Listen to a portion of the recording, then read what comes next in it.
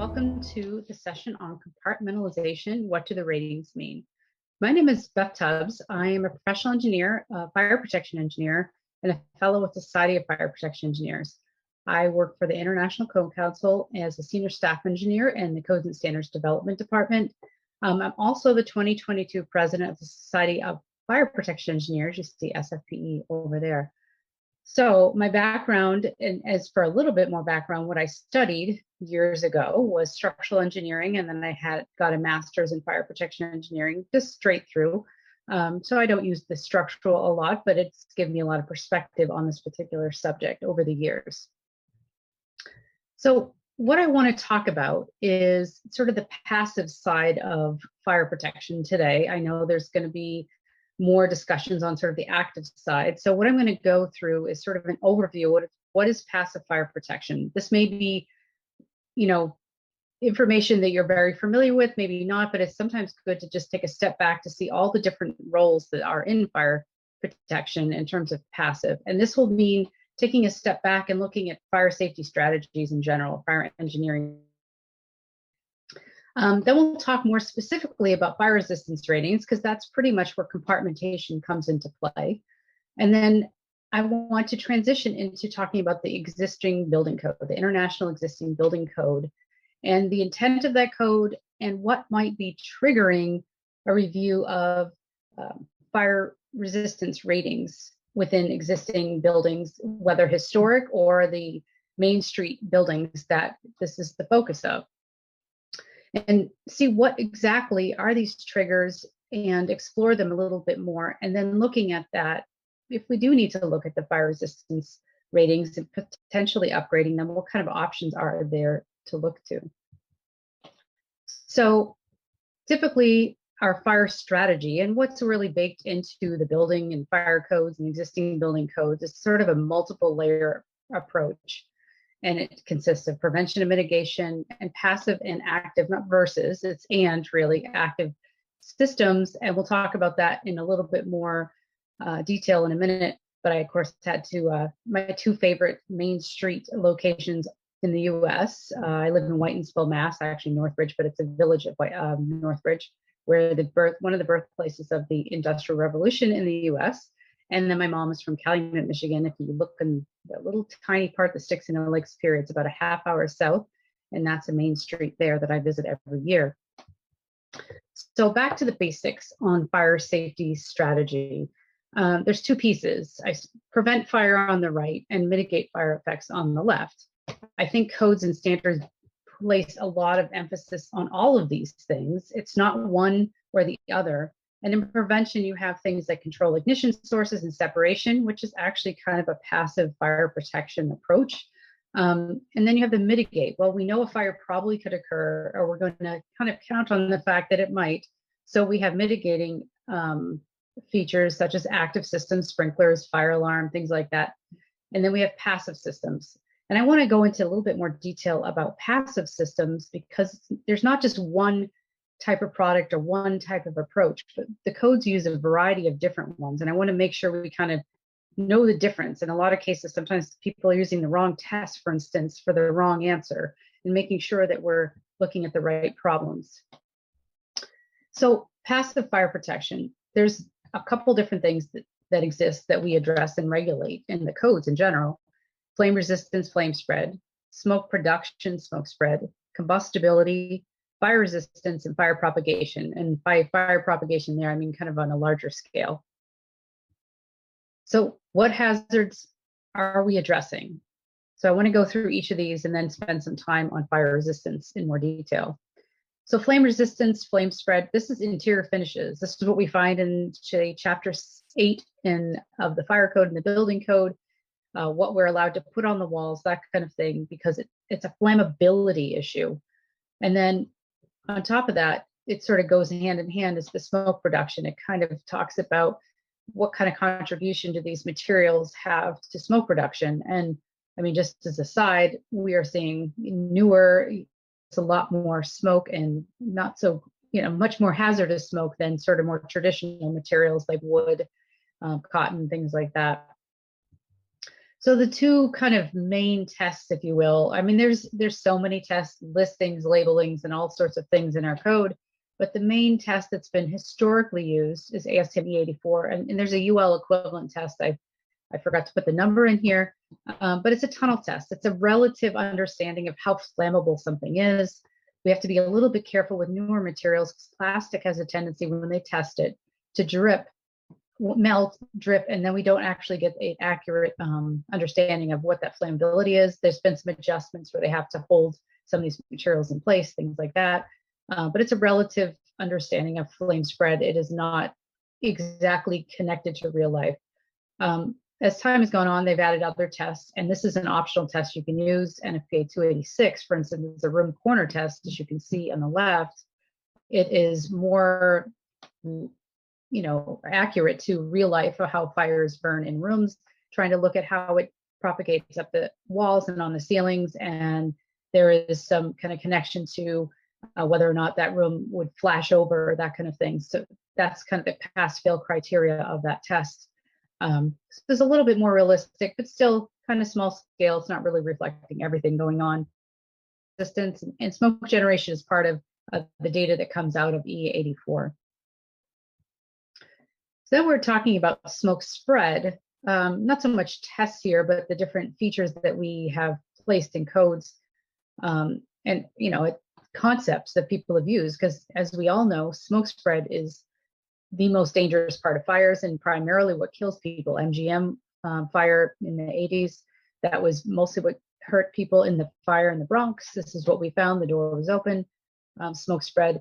So we try to find ways in the codes to cut down on smoke spread. Fire smoke barriers are one of the most popular ones, and we'll talk about that in a minute. But we also, which then breaks buildings into smoke zones. This also features on doors that are required in some cases. So passive fire protection from a smoke resistance passage standpoint, you see on the right, I grabbed this from the IBC commentary. This is basically the smoke compartments that we use for hospitals and nursing homes. We use them also for correctional facilities. Group I3, there's that concept is used. It is passive. It's not a smoke control system from an active standpoint that we would do, say, for an atrium. It's walls and then properly rated doors that people can then evacuate from smoke compartment to smoke compartment, and then eventually, if necessary, out of the building. And other features in buildings that we use and are kind of triggered in, say, Chapter 7 of the Building Code, smoke dampers, where a smoke barrier penetrates a corridor, things like that, or goes through multiple smoke zones. You sometimes need those. And then smoke barrier, I mean, as I said, smoke barriers create these compartments. Some cases, like corridors, are fire rated, but they're required to have smoke passage resistant doors, and that's tested to UL 1784. Sometimes that becomes an issue when we have elevators, because elevators doors can be fire rated, but the smoke rating isn't existent in those doors, and it's hard to achieve with elevator doors. This is why we end up with elevator lobbies or protection like that. So combustibility, that's another one. How well materials burn. We're both talking about the construction elements themselves, and also sometimes, and it's not so much this piece where we're actually regulating certain materials that are allowed in buildings, like place structures, that kind of thing. The combustibility of those materials. So there's some tests and requirements based on those features. So more for building materials, ASTM E136 and ASTM E2652 are tests that you can prove non-combustibility, essentially, or low enough combustibility that we consider it non-combustible in terms of the building construction itself and the elements. And there's also a test, ASTM E1354, which is a cone calorimeter test. It sort of looks like a cone on the right there, where it actually exposes it to a certain fire size, and then we see a certain reaction. And then it's a small scale test, so it gives us an indication of combustibility, but it doesn't give us a hard and fast number of how big. This, like for kiosks and malls, place structures in buildings. We even use it, I believe, as exceptions at times where we've tested water resistant barriers and wall systems, things like that. It's a little bit more performance oriented than, say, E136 and E2652, but still just an indicator, a relative indicator of combustibility. I'm skipping over fire resistance for now, but wanted to talk briefly about fire propagation, kind of the large scale kind of concern of fire performance. You may be familiar with NFPA test 285, which we reference for exterior wall on buildings. Over the last 10, 15 years, we've seen some spectacular, and not in a good way, fires on the side of buildings. Many in the Middle East, thankfully, because of all the redundant systems, those buildings had occupants who were able to evacuate. But this particular building on the right was in London. They don't use our codes. They have their own testing standards. But this particular building, I mean, there was many things wrong. The materials on that building were tested. It was a single stair, no fire alarm, no sprinkler. I mean, it was an older building, but it was one of those also cases where I've been kind of following this more and in the fire protection world, that we're so excited about sustainability energy, which I am as well, but we're kind of forgetting some of the basics. They put all this money into putting into energy, understanding what the risk change to the risk profile of that building was from a fire safety perspective. So there's a lot of things wrong there. But it's an example of why we have to regulate the fire propagation on buildings, especially the high-rise buildings with this particular test. But moving into fire resistance. Fire resistance is sort of that classic topic in the building code. It is what's been around since the 1800s to stop these conflagrations. It really made a big difference in how things work. I mean, I was just on a webinar. We were talking about how life is so much different. We don't have conflagrations in cities like we did. We're having conflagrations in a sense now from wildland urban interface fires, but not so much in the cities like we used to. And there's a couple features of fire resistance. We're talking about structural integrity, fire and smoke spread, and temperature. So we're going to dive into this a little bit to talk about what exactly fire resistance is, how we measure it, and why we do it, and then how does it really compare sort of to real world. I don't know if I have an answer for that, but I can explain why it doesn't necessarily translate. So there's several roles. Some building features have structural features, some do not.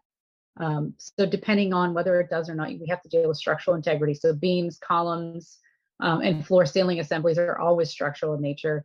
But we're also worried about smoke and fire spread and temperature transmission.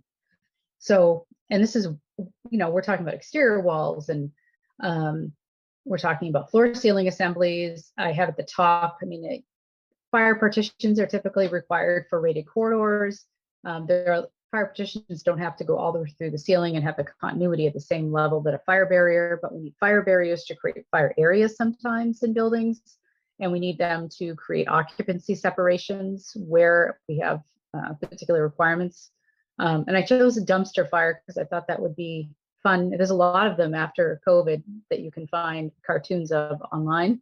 But that's a real actual concern for exterior firewall, fire spread issues. But anyway, exterior wall ratings are more about building to building.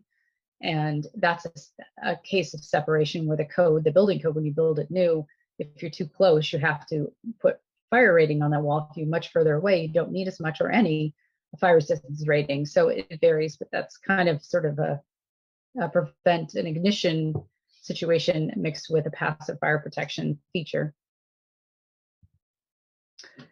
This I wanted to put in only because I don't spend a lot of time in this presentation on sort of the openings in these fire resistance barriers that we create of sorts.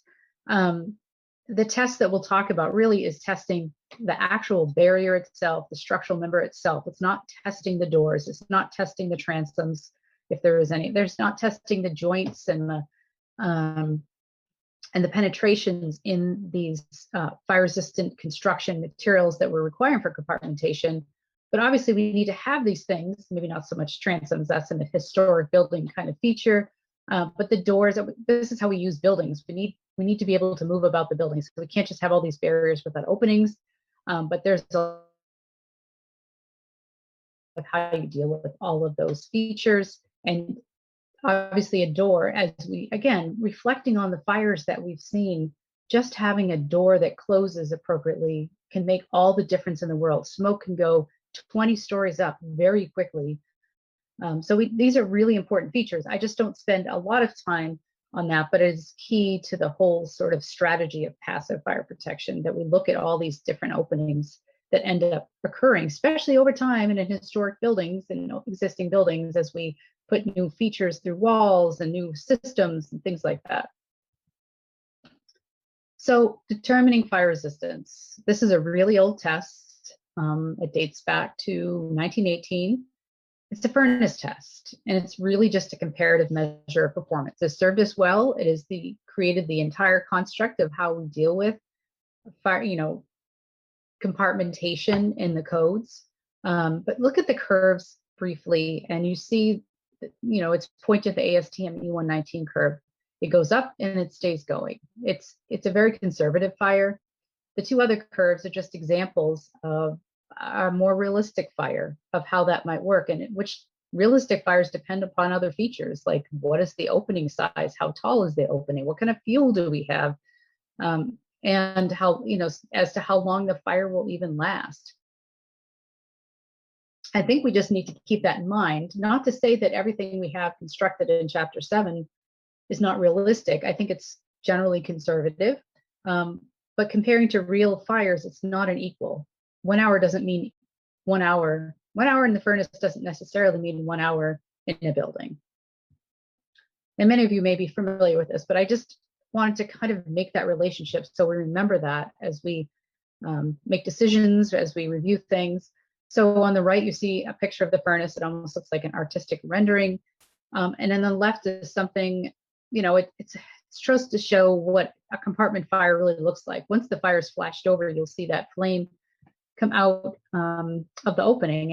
And again, by flashover, we're talking about rooms that when fires burn, an upper layer forms. It's not cut and dry, but an upper layer generally forms. And when the materials below it from the radiative heat from the top get hot enough, the whole room ignites. So that's flashover.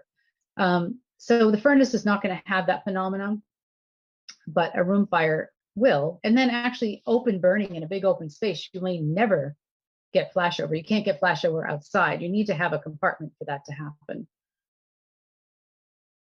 So this curve that we see, the ASTM curve, is based on an unlimited fuel supply post flashover fire, which is very conservative. Not necessarily a bad thing. It's sort of creates that robustness of all the different features that, in combined with the active systems that we require for those buildings and the limits on height and area and things like that, it all kind of works together. But just to get a sense, it is different than a real life fire.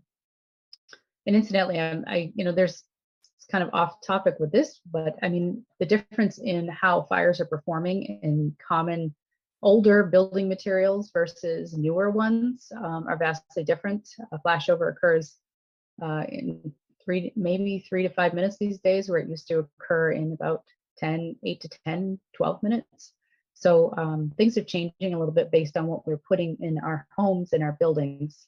This is good news, I guess, for historic structures that just have historic furniture in them. So determining fire resistance, the test itself, it studies and looks at the limits. Basically, the furnace goes for a certain amount of time, and there's maximum temperature for the structural features. I mean, this is like the yielding of steel and stuff like this. This is why we have these maximum temperatures, maximum individual temperature, one temperature measured there versus the average temperature over that beam or column or floor ceiling assembly. So when you hit that, then you hit failure. Temperature rise, like I said, temperature rise is the indicator that we're going to radiate enough heat through that barrier to then spread the fire. So you have a maximum individual temperature, and then you have a maximum average temperature, and either of those are reached, then the barrier fails or hits its failure point. Additional features, this is sort of any flaming that's observed on the unexposed surface, that's an indicator that it could spread beyond from one side to the other. So that's a failure point. And also if smoke or gas emissions on the other side. And of course, if the load can't be sustained during the furnace test, and that means failure has been hit too. Only for a structural element. A non-bearing wall wouldn't have to look at that.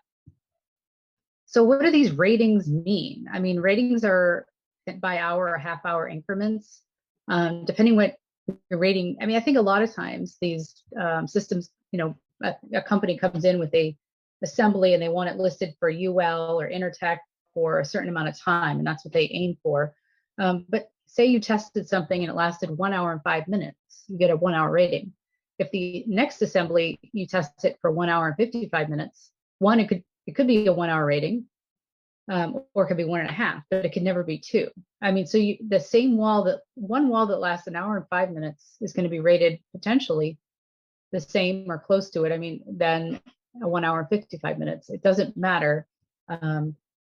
It's really just a matter of going by hour or half hour, those increments. So it's hard to tell when you see an assembly. You don't know what they're actually testing that to, how long it actually lasted.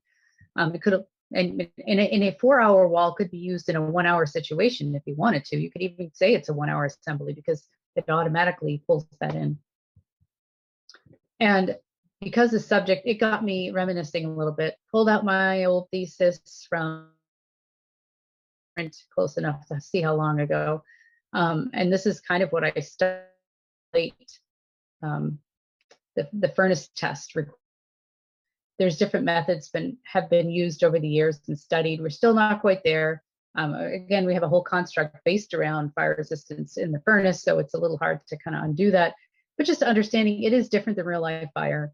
And the curves you see in the middle, which you could probably barely read, the size of the curve is larger or taller if you have different fire load densities, and each of them are for different ratios of ventilation, opening height, and area. But we're still studying this, and I think we'll continue. I mean, things have changed dramatically. There's a lot more computational tools available to understand real fires a little bit more. So in the end, prescriptive versus performance, I think is really what this comes down to, is that the code addresses fire resistance through prescriptive approaches. There is a growing movement to look at things like structural fire engineering. There's actually an appendix in ASCE 7, Appendix E, and there's documents that standards that SFPE publishes to deal with how you measure sort of the looking at the scenarios that lead up to analyzing the structural fire strength of floors and ceilings. And it's a whole different level or different way of looking at it. You're actually just analyzing the structure to an actual fire to see how it performs. Often steel performs a lot better than you might expect because it performs as a system and readjusting loads to that building. But nonetheless, I don't expect this to be happening in one historic building here or Main Street buildings there, but it is an evolution that's occurring in the background.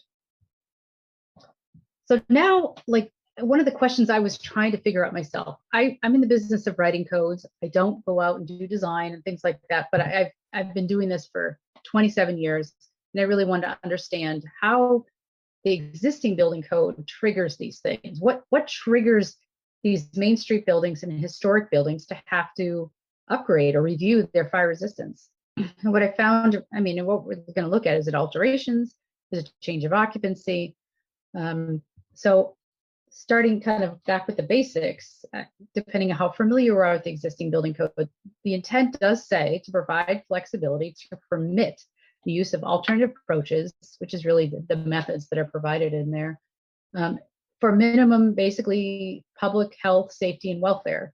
So we understand that it's harder to do things to existing buildings than it is to new. It's more expensive, it's political, it's just difficult. And it, for historic buildings, could destroy the historic fabric of the building. So that's the intent of the code. What I want to do is kind of quickly help navigate this. This is my fancy little figure I came up with to understand how the IEBC is supposed to work. And I'm basing this on the 2021 codes.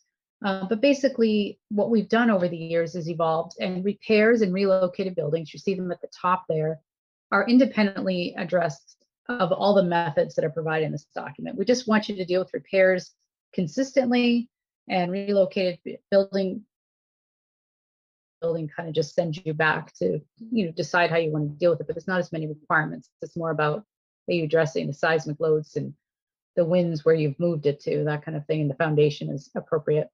But there's basically three main methods that are applicable to additions, alterations, and change of occupancy, and then historic buildings, which are kind of wrapped in there.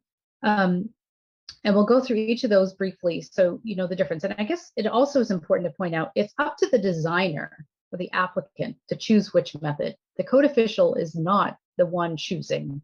It is the designer. So if you find that one, I think a lot of folks will go through and kind of put them through each of the methods to see which makes the most sense for the project they're working on. Totally appropriate. So that I think is an important thing to know. And then there's two other methods that are not outright spoken to in the code, but the IBC, I don't know what code official would ever complain that you said, I'm just going to go comply with the IBC as new construction. It doesn't say it. I don't think it would ever happen, but it's viable. And then there's an exception to Chapter 3, but Chapter 3 kind of explains how the code works. Basically said, if approved, the code official could allow you to do your alterations, change of occupancy, additions to the code you built under. I'm guessing that's going to be codes that are no more than, say, 20 years old and probably not 150 years old, because tracking that information down could be virtually impossible and just too out of date. But it's up to the code official to allow that.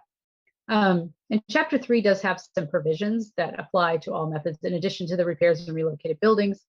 Chapter 3 has accessibility, triggers, it has, which only apply incidentally to alterations.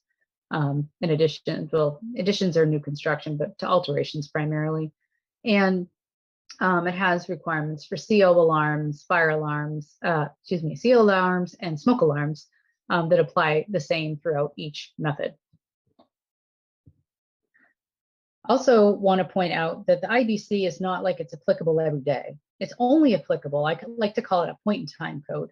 If you have on one end new construction building code, and then the other end we're on maintenance only, like make sure your exits are clear, not locked, and things like that. IBC is a code that you choose, if you choose to do something, or if you need to do repairs, it's applicable. But if you're not doing any of those things, you're not changing your occupancy, it doesn't apply to what you're doing. You could just keep going as is. Of course, we're talking about things changing, so we want to look at that, but I just want to point that out.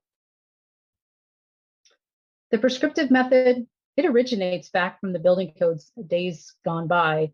It's very administrative in nature when it comes to fire and life safety. It's basically saying, it's a couple paragraphs for these topics, really. New construction comply with the IBC, okay. And then, as the addition, it also can't hurt the existing portion of the building, that kind of thing, no less complying there. But alterations, again, anything new you do, IBC. Could be something really tiny, could be reconstruction of a whole story inside, so that would be in IBC. But as long as nothing is less compliant than it was before, and that's about all it says. Change of occupancy, it says comply with IBC for new occupancy or use. Could go a lot of directions depending on how that's interpreted. But the concept is that the building is no less compliant. And if you can show that your new occupancy, say you're going from, I don't know, it's ridiculous, like an H to a B, obviously it's less hazardous, so you wouldn't have to do much of anything, but you have to kind of go and show that, and you probably either end up in the building code to justify that, or maybe using the work area method, which actually has some tools that can help understand what levels you may have shifted from. So for historic buildings, there is a section specifically in Chapter 5, the prescriptive method, but basically all it says is provisions of the code shall apply to historic buildings judged by the code official to constitute a distinct life safety hazard. So, and generally, the distinct hazard is in the fire code, and I work with the fire code quite a bit. It's really the burden of proof on that is really on the code official. Unless the building is in obvious, like, disrepair, structurally falling apart. For the most part, this is something that they would need to kind of show why they think it's a distinct hazard. And often I even advise them to talk to, I haven't had the question in a while, but talk to their legal folks in the jurisdiction to make sure they're being consistent. You don't want to be seen as arbitrary and capricious and all those kinds of things. But it doesn't say much in the prescriptive method, except that you're able to do what you want to do as long as you do not create a distinct hazard.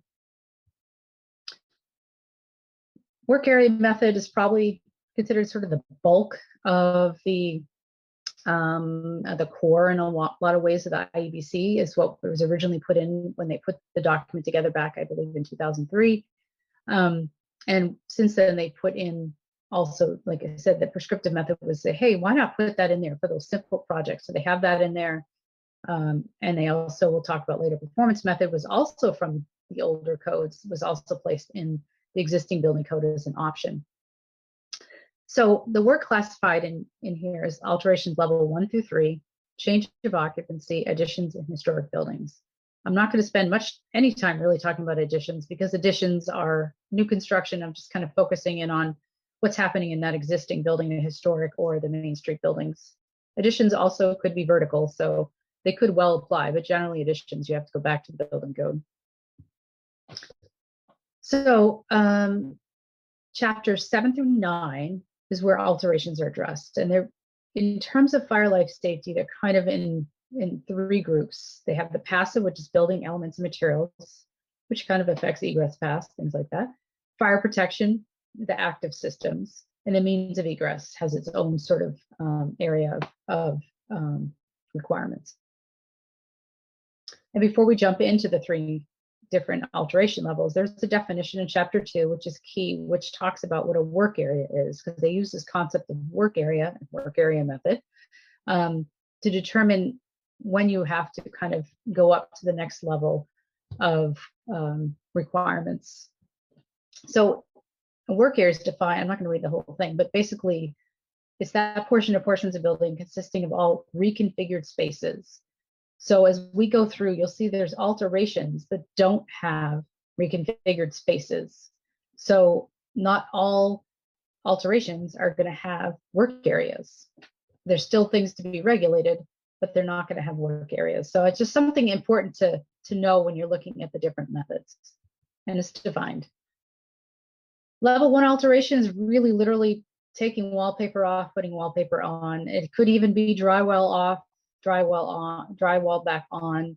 I mean, often that would probably be more of a repair. Repair and alteration level 1 are kind of close. The difference is, I always look at it as repair is something you absolutely have to do, whereas an alteration, you're choosing to spend money to do something to improve that building. It's a choice. It's not a fix necessarily. You might fix some things along the way, but if you're kind of generally doing an alteration further than that, it's going to, in alterations, because you're spending money, this is kind of goes along with the disabilities requirements, is that they want you to spend a little bit of money to upgrade your accessibility. It may not affect your that particular building very much, but it's more of a trigger when you start getting into alterations for those kinds of things.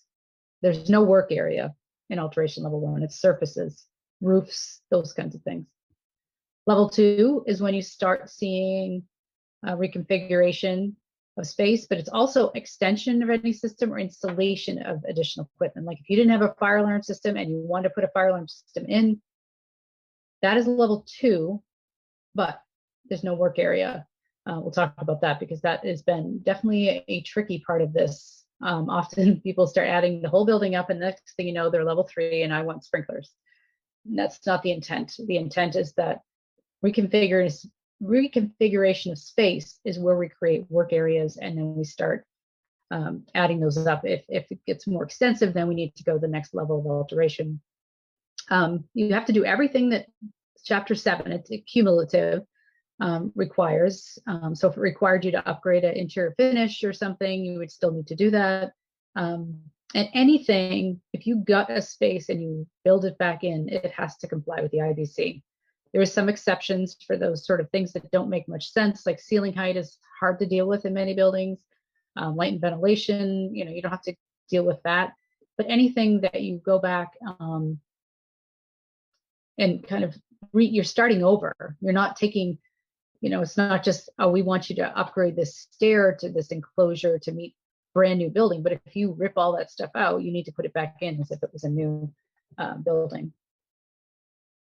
But there's, like I said, some level 2 alterations don't have work areas. You're not affecting any reconfiguration of space by putting a fire alarm system or even system, unless the ducts are taking up all sorts of floor space or something.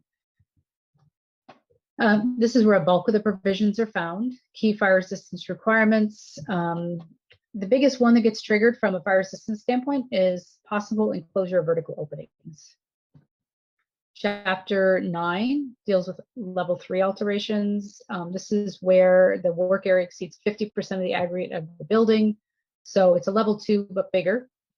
And it applies more broadly because there was some restrictions in chapter 8 that unless you had more than one tenant, or I believe the occupant load is over 30, you didn't have to do it. In 9, you have to do it, regardless of number of tenants or occupant load. And you also have to comply with chapter 7 and 8 in full when you're at a level 3 alteration. There's one small requirement for fire resistance there for R3 dwelling units. I think it's maybe dealing a little bit with some of the balloon construction a little bit, just creating some separation, some of those older dwelling units. So this is the area that we'll talk about later, really, I think ends up triggering some of the fire resistance. Change of occupancy, which is general. And then we have change of occupancy classification, a subset of that. And I like to think of the provisions for change of occupancy classification as sort of like IBC light. As you saw in the prescriptive method, it says, go back to the building code. We're saying, you don't have to go back to the building code for these things. So it does trigger sprinklers, or you have to go back to the IBCSC if you need them. It asks you for fire alarm in accordance with IBC. So if IBC triggers it, you need it. There's some allowances for the sprinklers to just be in the space in which you're changing the occupancy, which is huge, especially with the residential. And other aspects based upon risk level increase. That's where the fire resistance issues come into play. And again, I know I'm not talking about sprinklers, but I think that's going to be something that if you can't do them, that's going to be a tricky one to get around, but I'm focusing in on sort of the fire resistance piece. And this is my favorite lighthouse in Eagle Harbor, Michigan, which is about a half-hour north of Calumet, Michigan on Lake Superior, but a historic building where my parents volunteer and all these sorts of things, so kind of near and dear to my heart. What I want to talk about is the applicability. We're in the work area method, and now we're talking about historic buildings. Basically, what it says back in chapter 6, which is kind of the scope of the work area method, is that except as specifically provided in chapter 12, historic buildings shall comply with applicable provisions of this code for the type of work being performed. That means you actually have to apply chapter 7, 8, and 9 if you're doing alterations, or chapter 10 if you're doing change of occupancy, except if chapter 12 essentially has something that allows you to do something different. In a lot of ways, chapter 12 is a lot of allowances. So you can't just look at chapter 12 by itself. You really need to work through the work area method to understand what applies, and chapter 3, because there's some things that apply no matter what method you're in. And you need to eliminate unsafe and dangerous conditions. And there's a report that gives some flexibility when you can't meet those other requirements, when it isn't allowance. It's a little bit more nebulous, but this whole chapter is really meant to see how you can make the work area method work for historic buildings. Probably needs some work, and we've been trying to get some things changed in here.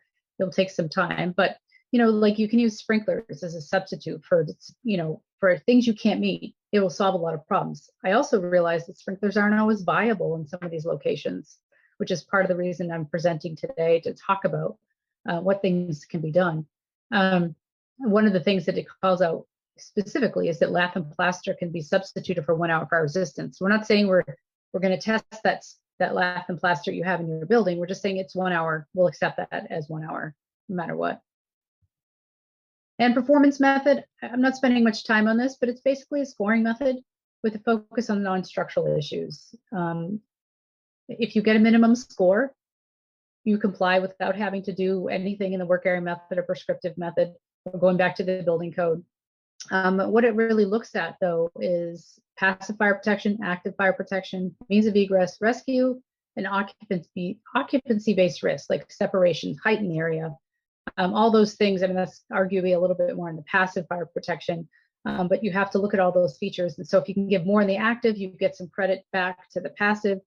I have to tell you, if you cannot meet height and area, it's pretty hard to pass, but it's definitely a tool that's out there that should be reviewed.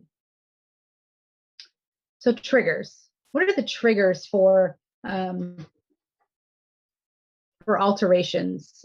what in alterations would get us to fire system changes or review. Basically what it comes down to, sometimes a vertical opening protection, but height and area, firewalls, stair wall rating, those things are not really, that's not really addressed in the alterations. We're really talking about what's inside, and we're not talking about occupancy separations. That comes into play when we get to change of occupancy classification.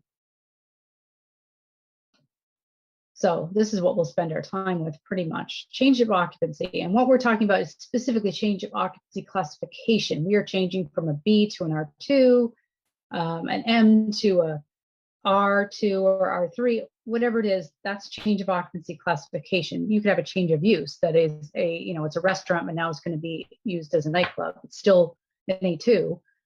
That's a change of use and may require some things, but change of occupancy classification, you're changing what kind of building or how you're really changing how you're using it far more with a different group number, name and number. And it introduces risk categories as a measure for compliance. Again, I'm focusing in on fire resistance.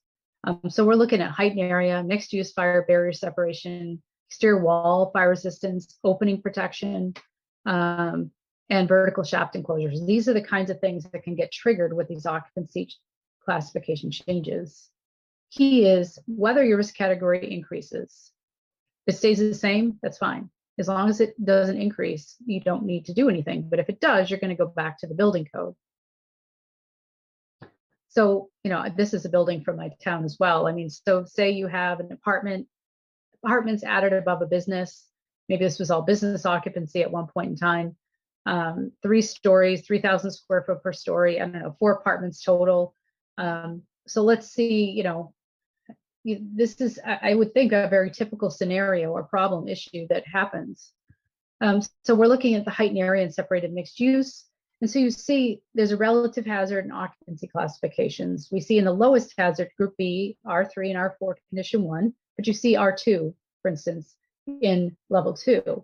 That means if you were just switching, say you only had 1 or 2 apartments, that would be R3, you'd be the same risk category. But because you're going to 3 or more, you're increasing your risk category. So this is when it will trigger you to go look at height and area of the building. So you're going to have to determine what kind of construction you have, of course, which could take some research depending on how much you know about the building or how you can find that out.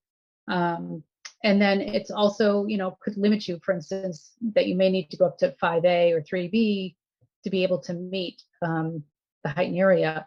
This could be a game changer or stopper, or you get more credit if you're sprinklered. All that stuff that sprinklers do give you benefit, but I understand that may not be the option. And then also if you have a mixed occupancy separation, so you'd be from an R, you're going to have to do for non-sprinkler building be 2 hours for the floor area, the floor ceiling assembly, and then the sprinkler would only be 1 hour. Then looking at exposure of exterior wall hazard category, I didn't even highlight it, but B and R are in the same category.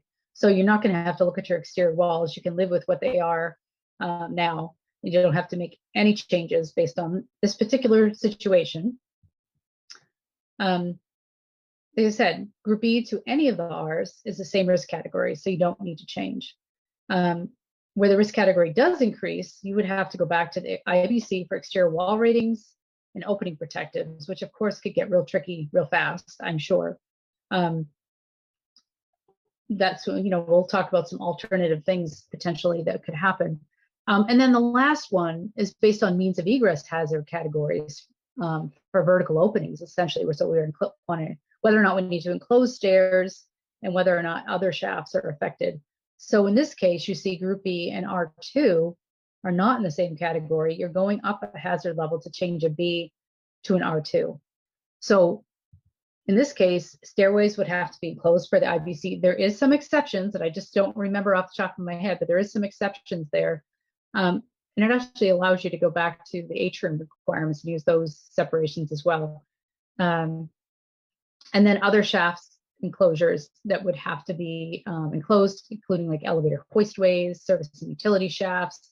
But there's 2 exceptions that did quickly burn in my brain, I guess. Existing 1 hour shafts are sufficient. You needed 2 hours. You don't need to go to 2 hours. And if you had a sprinkler 6-story building, you wouldn't have to do this either. So when fire resistance, at first I kept saying upgrade, but really it's, you first have to know what you have. You have to review what you have, see if it's sufficient, and then determine if you need to make some changes or you need to come up with some alternative solution to be able to meet this. And by alternative solution, I'm starting to aim at like things that are not in the IEBC that you would need to go to the alternate methods and materials section, approval, reports, documentation, all those kinds of things. We'll talk about that as we get a little closer. But there's some resources that are baked right into the IEBC. It's the same document. Resource A is the same document as U.S. Department of Housing and Urban Development. It's the guideline for archaic materials and assemblies. So they're the exact same thing, basically. I think we have an introduction maybe, and maybe they do, I don't remember, but it's the same document. You could also go back to IBC section 721 to see how you relate to the prescriptive fire resistance there. And you could even do some calculations of fire resistance and compare it to what you have. You know, when reading that document, it does talk about, you know, go look, you know, we'll get into this a little bit more, but, you know, look at what you have. Is there any current holes in your assembly so you can see what it's made up of? There's another document actually that somebody told me about this week, and I just ordered one, and I did notice that there was reviews from folks from APT on this document, but it looks to be a good resource. It talks about the fireproof building and technology and public safety in the 19th century, kind of like the end of conflagrations and some of the innovations that led us to that. So I'm looking forward to getting that book, and it might be useful. Maybe you all have it on your shelves already and saying she isn't clued into the world that we work in. But it really forced me to kind of think about what is out there for resources. And of course, there's testing, engineering judgment, and alternate design performance, I think, that you could look to. Quickly on the guideline, the IEBC Resource A, the guideline on fire ratings of archaic materials and assemblies, is non-mandatory. It doesn't know what you're required to do or what you're looking to do. It just gives you a method of determining fire resistance and then gives you some options of how you might achieve it. An archaic, or maybe some of us might want to call more mature building materials, are materials prior to 1950. And essentially, you know, like I said, it's a HUD document as well. You can get it that way. I mean, it's interesting because all the listings you see now by UL Intertech are going to be the newer ones by manufacturers, by associations, that kind of thing. So we're looking at materials that are a little bit more complicated, but often could actually have been more fire resistant than what we're putting in buildings now. They definitely are in many cases. So they focus on fire resistance, flame spread, smoke production, degree of combustibility. We're mostly looking at fire resistance in this case, but they have, you know, they're looking at all sorts of different walls and structural frame, floor, ceiling, and doors. Again, I want to just stress that doors, joints, penetrations, all of those things are really important to the integrity of the compartmentation. I just don't dive deep into that. Chapter 7 has many listings, for instance, in the building code. So if you have to go back there, you have to look at all those things to see how they might apply to your situation and make sure all these, you know, existing floor ceiling assemblies, for instance, or walls, we've put this new cable through or that new pipe through, we've installed the system. Are they properly fire stopped if they are fire resistant assemblies, or if they were approved that way, they should have been maintained that way. It's just like maintaining a sprinkler system. You really do need to maintain these passive features. Just took an excerpt from here. This is sort of the evaluation field notes, kind of taking some of the basics of the materials to start understanding what you have. And then from the next step of that is, okay, we have the field notes, but what are we required to do now that we did an analysis? And it has flame spread in there too. And what are we aiming to? What do we think we actually have? What is our estimated fire resistance? And this is where it gets to the point where you may need, you know, some assistance from qualified folks, whether it's architects, a fire protection engineer, it's some kind of expert in historic building materials. But if you can find any of the, in the appendix to the Resource A, there's all sorts of different assemblies, whether wall, floor, ceiling, There's beams, columns that are archaic that give you ratings. Perhaps the one you have for your building meets these after you review and study what you have. Fingers crossed that it does, but if it doesn't, there are some more methods that kind of are alluded to and discussed in there too, that you can look at. I call testing engineering judgment, but they call it experimental and theoretical.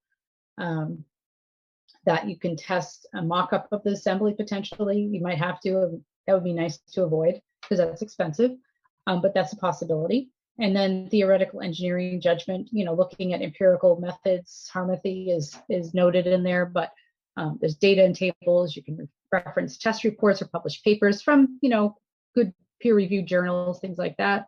Recognize calculations. I mean, look to the SFP handbook is an excellent source. And then computational modeling is not listed in there because that guideline is so old. But the modeling tools, like for the structural fire engineering, have increased many levels since that was written. And just want to touch upon this. If all else fails, because like I said, these buildings are probably going to require to have sprinklers anyway. So you may be looking at, some people call it alternative approaches, alternative methods. I seem to call, it's really performance-based design. You're stepping outside of the code. Any of the methods, you can't meet it. This is where you may end up. And I look at performance-based design. Some people get scared by that, which is really a huge spectrum of what that can be. Most of the time we're on the left, like a simple one-off, this material for that material, or maybe a little bit more than that, a little bit more comprehensive. Like structural fire engineering is probably somewhere in the middle or towards the other side, but really you're not looking at the whole building. But idealistically, full performance would be the whole building is designed through fire safety risk analysis, which is never going to happen. Or if it is, it's like once or twice here and there, 1% of the time. But so don't be scared by that term. And I think this is, when you're starting to get into this, you may be needing to hire some engineers potentially to help justify this. Perhaps architects have enough experience with some of this that they could also justify through all their background. So some takeaways. Fire resistance is one of the several passive strategies. It's comparative performance. It's not true performance, but it's a good measure. IBC may require fire resistance ratings to be reviewed, upgraded, primarily because of risk increases for change of occupancy classification. Risk categories increase may require examination of height and area, occupancy separation review, exterior wall fire rating review, and vertical openings, stairways, other shafts. And methods do exist to review and upgrade, but many require expertise in testing in some cases. Performance-based methods, alternative design solutions might be necessary. But with that, I thank you for your time. It's been a pleasure.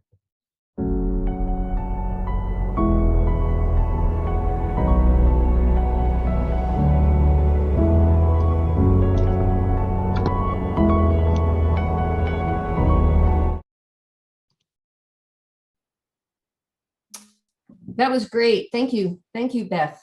I particularly like the breakdown of the change of occupancy, the 3 hazard charts. That was very, very helpful. And it looked like a lot of folks really like those UL flashover fire tests. Pretty interesting stuff. I have a question that's both technical and administrative. You referenced the retroactive provisions of the fire code, which people forget about. And you can run into trouble, especially when the fire code is administered by a different department in your community. And I wonder, I think I've run into problems with corridor doors and the ratings there, but that's very narrow and technical. Any thoughts you can share about how to bridge that gap between different departments and different codes when there may be administrative conflicts? I don't know if I have a great answer, but it's definitely something we've recognized. There's more provisions, I think, in sort of the administrative. I know this is not what maybe helps when you're in the middle of a project, but when that spectrum of when codes are applicable, when that air code, sometimes I don't even know if up to chapter 11, and then you have the existing building code and folks going, well, I'm using this, why do we need to apply this? But they're different jurisdictions essentially. I guess the best thing is to find out before you get started that there is any other applicable existing requirements, and communicate with the fire department to wherever the jurisdiction is right away.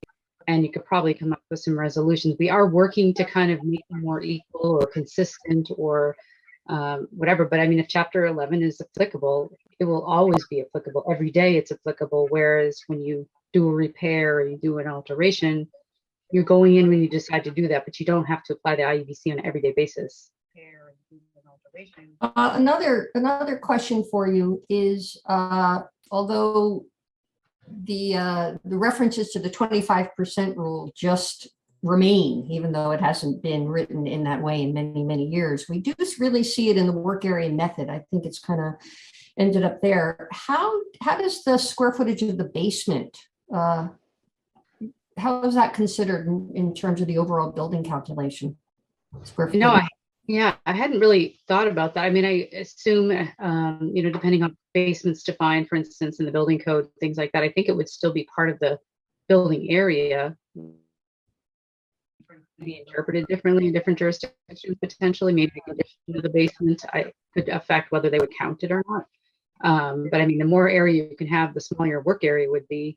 And I've also had people argue the way in the building code they talk about building area is the literal area from looking down, how much area does it take up in land. But I think in the existing building code, we're talking about the area square footage of the building, not the term in the building code per se. And that's so allowable areas more what we're basing how big our building is, that kind of thing. But the actual kind of aggregate area, but I would say it could count as part of the area of that building.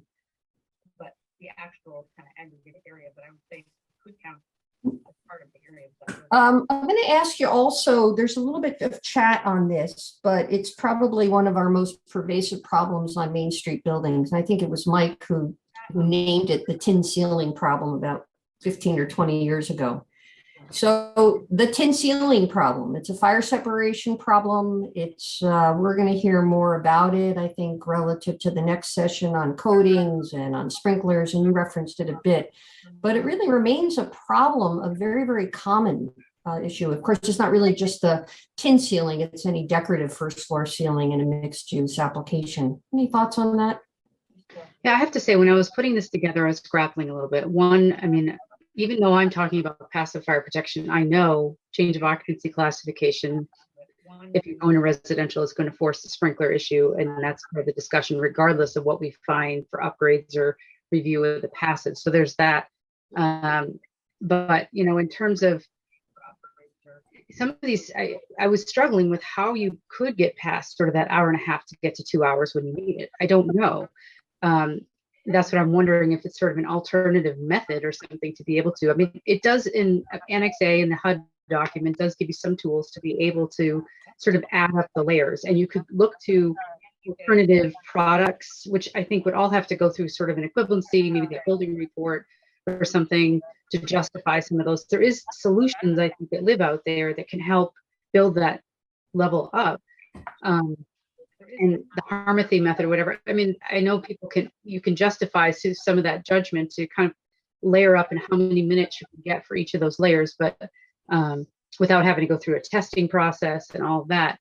Not a specifically easy answer, but I think it's about putting together probably an alternative package of sorts. And, I mean, I was also thinking about in all these existing floors, not only do we have to get the rating, but are we also looking at all the penetrations and all the openings and things that we could go crazy giving it to our separation, but if it's full of holes, it really doesn't do much good. So maybe a real rigorous package of, all right, not only are we putting this product on to bring it up a little bit, I can't give particular solutions. That's as staff, at ICC, we don't, but I mean, there's things out there to do alternative designs, put together packages of things, but I think you can use some of that layering idea to kind of gain some of that resistance that you need.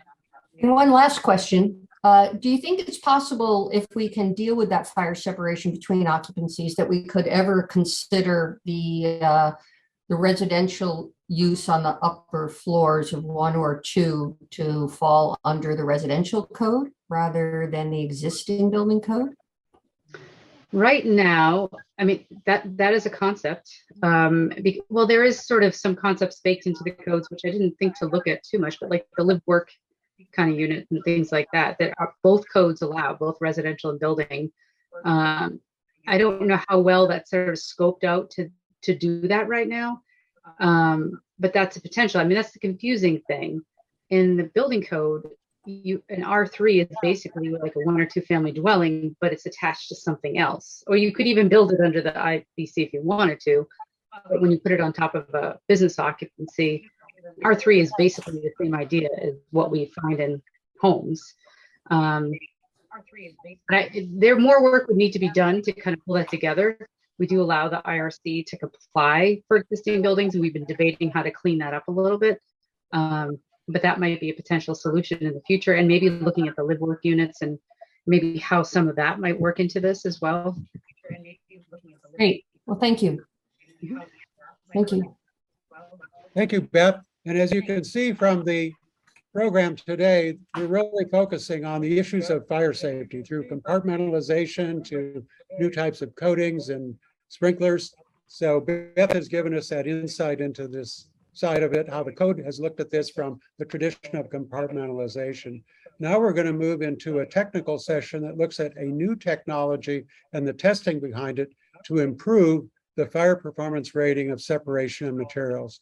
So our next session, we move to John Cimatucci with a Fire Free company, which has an interesting product that can provide new retrofit fire safety.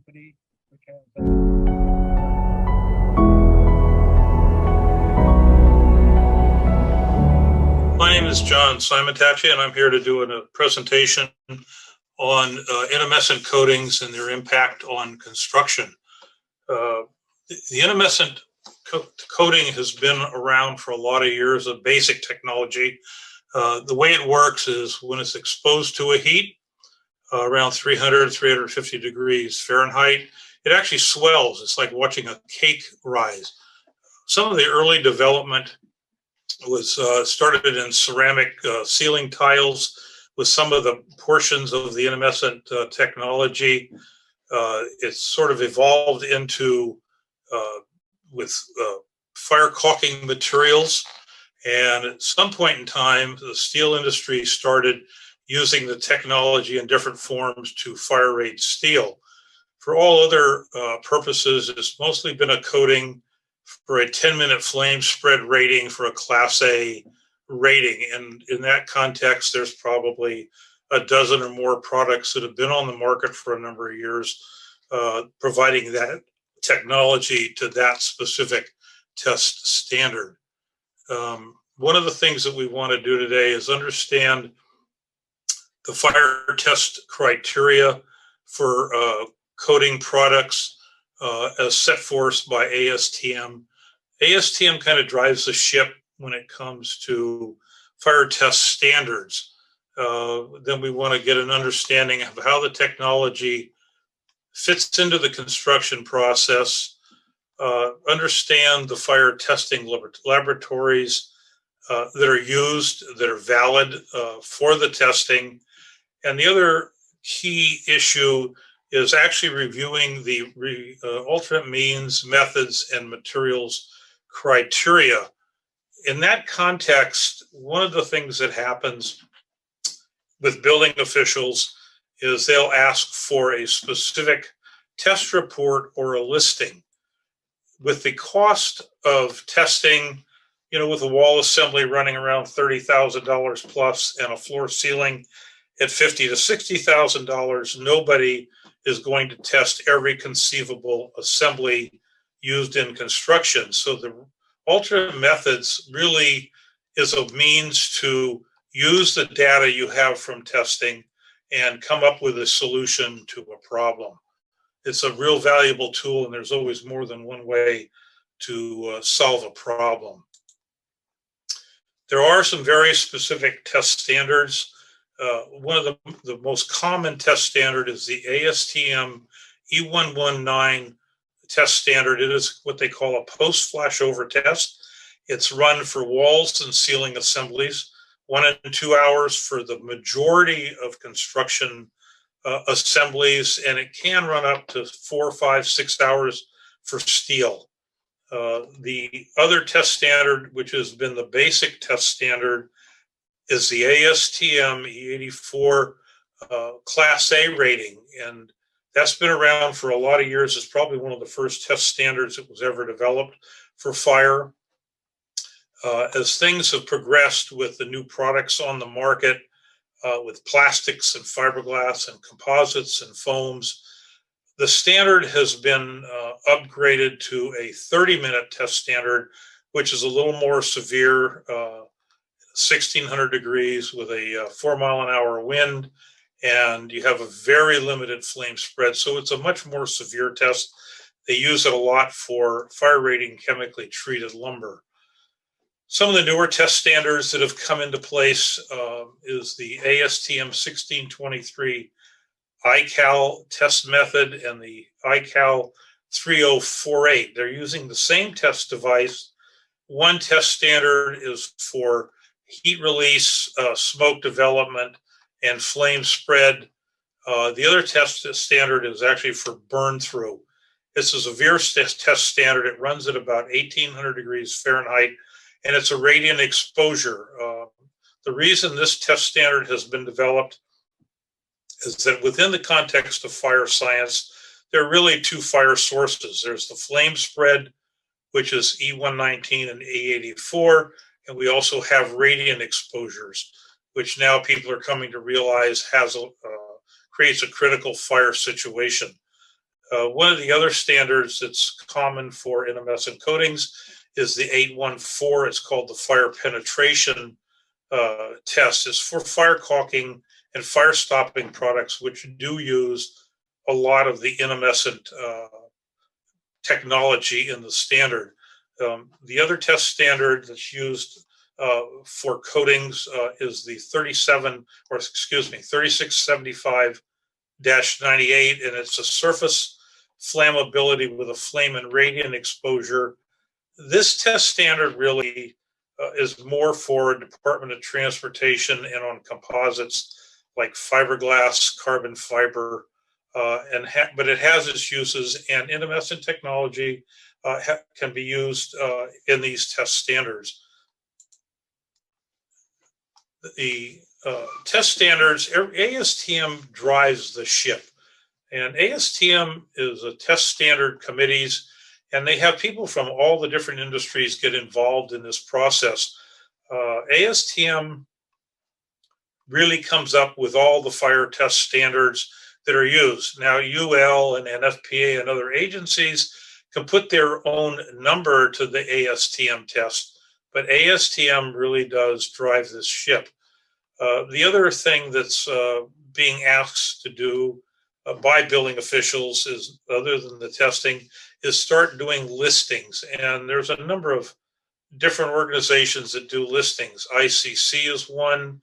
UL certainly has listings, NFPA, and there's about 3 or 4 others, maybe 5 others that can do it.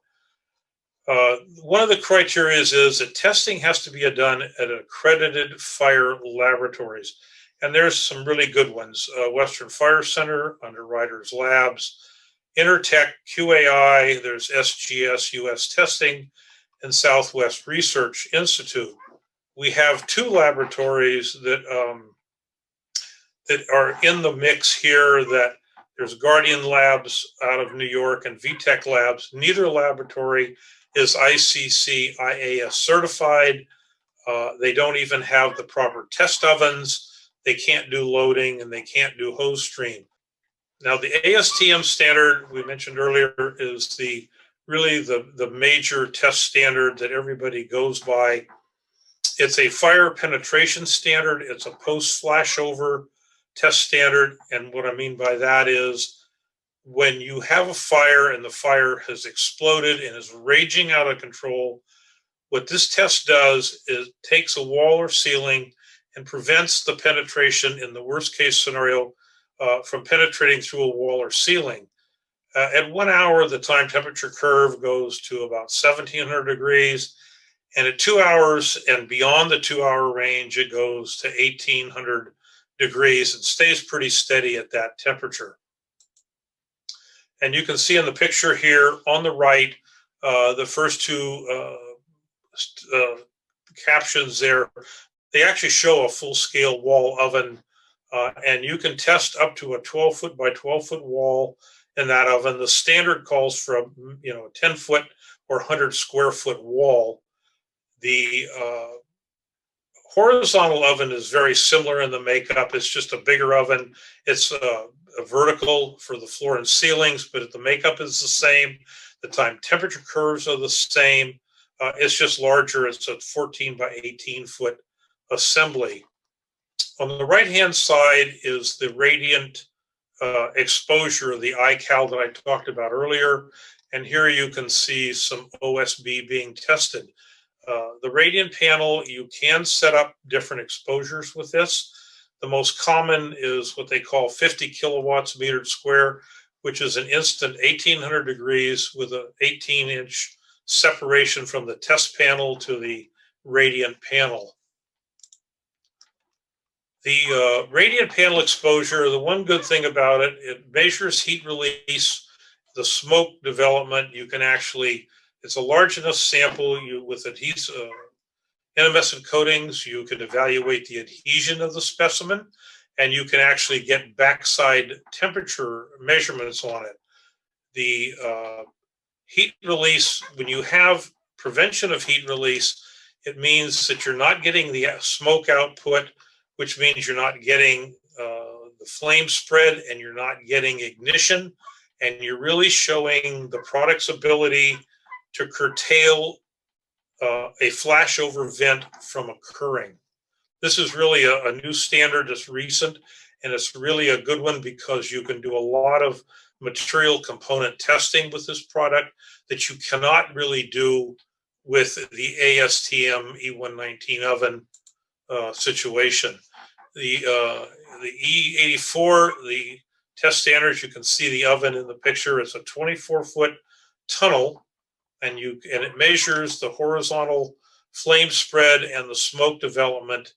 And it's kind of an interesting test standard. It's about 1600 degrees with a 4-mile-an-hour wind behind it. One of the issues with the Class A, and ASTM is really working to clean this up because there's too much smoke and mirrors goes on with this test. The flame spread measurement starts out at the end of the burner, which is 4 feet from the end of the tunnel, out 4 feet. And when you go to the 30-minute, the burner is the flame spread is pulled back to the starting of the burner, and you cannot exceed a 10.5-foot flame spread. Much more severe test. And the biggest users of the 30-minute extended is the chemically treated industry for lumber. Intumescent coatings also are good for using this test and fire rating lumber to meet the non-combustibility limited combustibility test standard. In the process for the intumescent technology, most walls and ceilings in most buildings now, multi-story, are required to meet fire ratings 1 and 2 hour for separation walls and ceilings. The good example, if you have, and there's a lot of historic buildings that this crops up on in retrofit, is a retail space. You might have a building that has an embossed tin ceiling.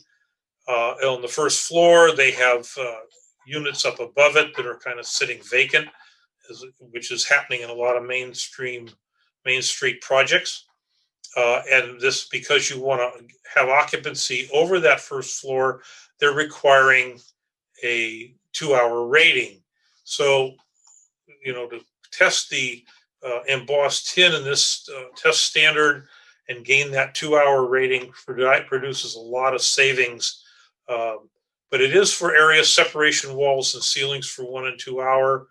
It's also for shafts, mechanical rooms, IT rooms. There's just any number of stairwells. So there's a number of areas where the intumescent coating and this 1 hour, 2 hour rating is very applicable.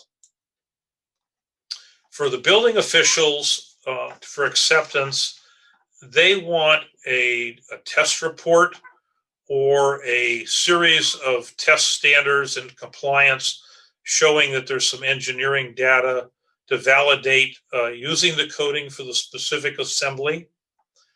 You also have compliance by an alternate material, which can be reviewed by a professional fire engineer.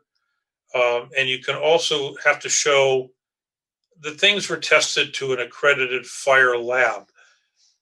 Codes are not intended to prevent new technology, and there's always more than one way to solve a problem. And the alternate method review really is an excellent method for showing data. Like I said earlier, when you look at the cost of doing tested assemblies, whether it's the gypsum industry or anybody else, they're just not going to spend the money to test every conceivable assembly. It's impossible. Financially, there's no sense in doing it. So what you have to do is take the engineering data that you have, and you can compile the valid tested assemblies and the coating thicknesses that need to be done. And again, I go back to the alternate methods. It really is one of the best methods to doing it. When you get into fire design, there's active measures, there's passive measures. Now, inactive, we have our, the alarms, the smoke detectors, you have fire extinguishers, emergency hoses in buildings, sprinklers, and you have the active response, and that's the firefighters, assigned personnel and staff in a building that might be assigned to the fire safety program in the building. The passive measurements really deal with compartmentation, and compartmentation really deals with the ability to contain a fire to the room of origin. And you do have rated walls, ceilings, and floors. You have rated doors, you have dampers, and none of these require any mechanical activation. And it also, there's a lot of education and awareness when you get into fire design. Active measures, they do rely on a systems installation, maintenance, and reliability. They require a documented design and installation, and they're subjected to mechanical failure, deterioration, and human error. And I know from my years in defective litigation, we've had some horror stories on sprinkler systems where only the heads were put in and no pipe. The other thing with sprinklers, of course, is always having adequate water. And if you have, you always have earthquakes and other things that do occur that could disrupt the system. So, if you don't have water, your sprinklers don't work. So, and you have to have a power supply. If you lose power, the third tower at the World Trade Center is a good example. They lost one of the buildings simply because it caught fire from all the heat exposure from the other buildings, and the power supply was out, so the sprinklers didn't work. Another thing that's never really been properly addressed in any of the assemblies required by building officials is the response time of the firefighting service. I talked to some Main Street people. We've done projects, and we're looking at. They want a 2-hour, and it's just an arbitrary thing. And you'll say, well, how far are you from the fire station? Well, we're 5 minutes away, but yet that's never taken into consideration for some reason. But it's a valid thing, and it should be taken into consideration. The passive measures with the intumescent technology really is containing a fire to the area of origin. And one of the tests that I haven't covered yet, but is really critical, and Factory Mutual uses it a lot in their fire prevention of buildings for commercial industry, and that's the room corner test. The room corner test is an 8x12 room with an 8-foot ceiling with a huge fire source in it, and it's there to test the ability of a product to prevent heat release, the smoke development, the flame spread, and the ability of a product to really curtail the event of the flashover from occurring. And this is really important. It's there for on a 24/7 basis. With the coating, there's no mechanical or human or physical activation required. It does do a lot to maintain the structural integrity of the building. The coating's properly tested. They allow for people more time to get out of a building. It allows more time for emergency response. And it really does provide an envelope of safety for the firefighters. And a lot of this is really validated in that room corner test. It's a huge factor in trying to create and contain fires to the room of origin. What we're seeing today with standard products like gypsum board, it's not really doing the job that they're being asked to do. The effective fire safety designs, of course, are critical. You want to protect against loss of life, property loss, financial loss, and really, for historic, you want to prevent the loss of the historical fabric of the building. And there's so much going on with embossed tin, lath, and plaster, open wood. There's just a lot of factors, and you want to maintain those elements. As far as insurance goes, that's an interesting issue. Years ago, when I was involved with the state of Washington on fire safety and elderly care, the insurance companies were actually charging more for sprinklers because of the water damage that was over and beyond the damage from the fire.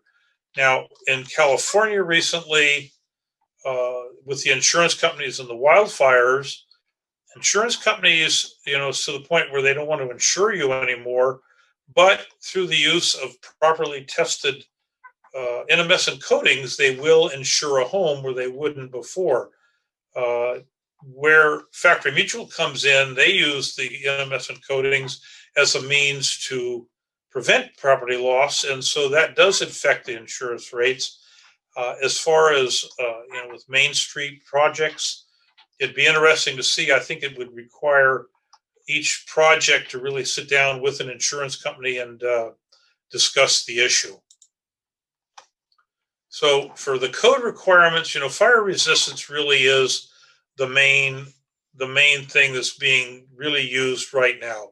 And again, it's with time-rated assemblies for the walls, the ceilings, the floor assemblies, the doors, the vents, the rated shafts, and the key word really is time-rated, because that's really what everything is being based on.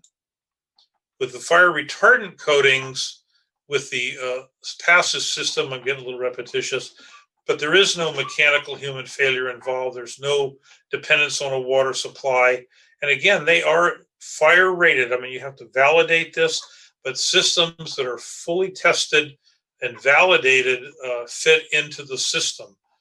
One of the things that the coatings provide is, quite frankly, on retrofit and on historical buildings in particular, really a faster, easier, more economical method to repair.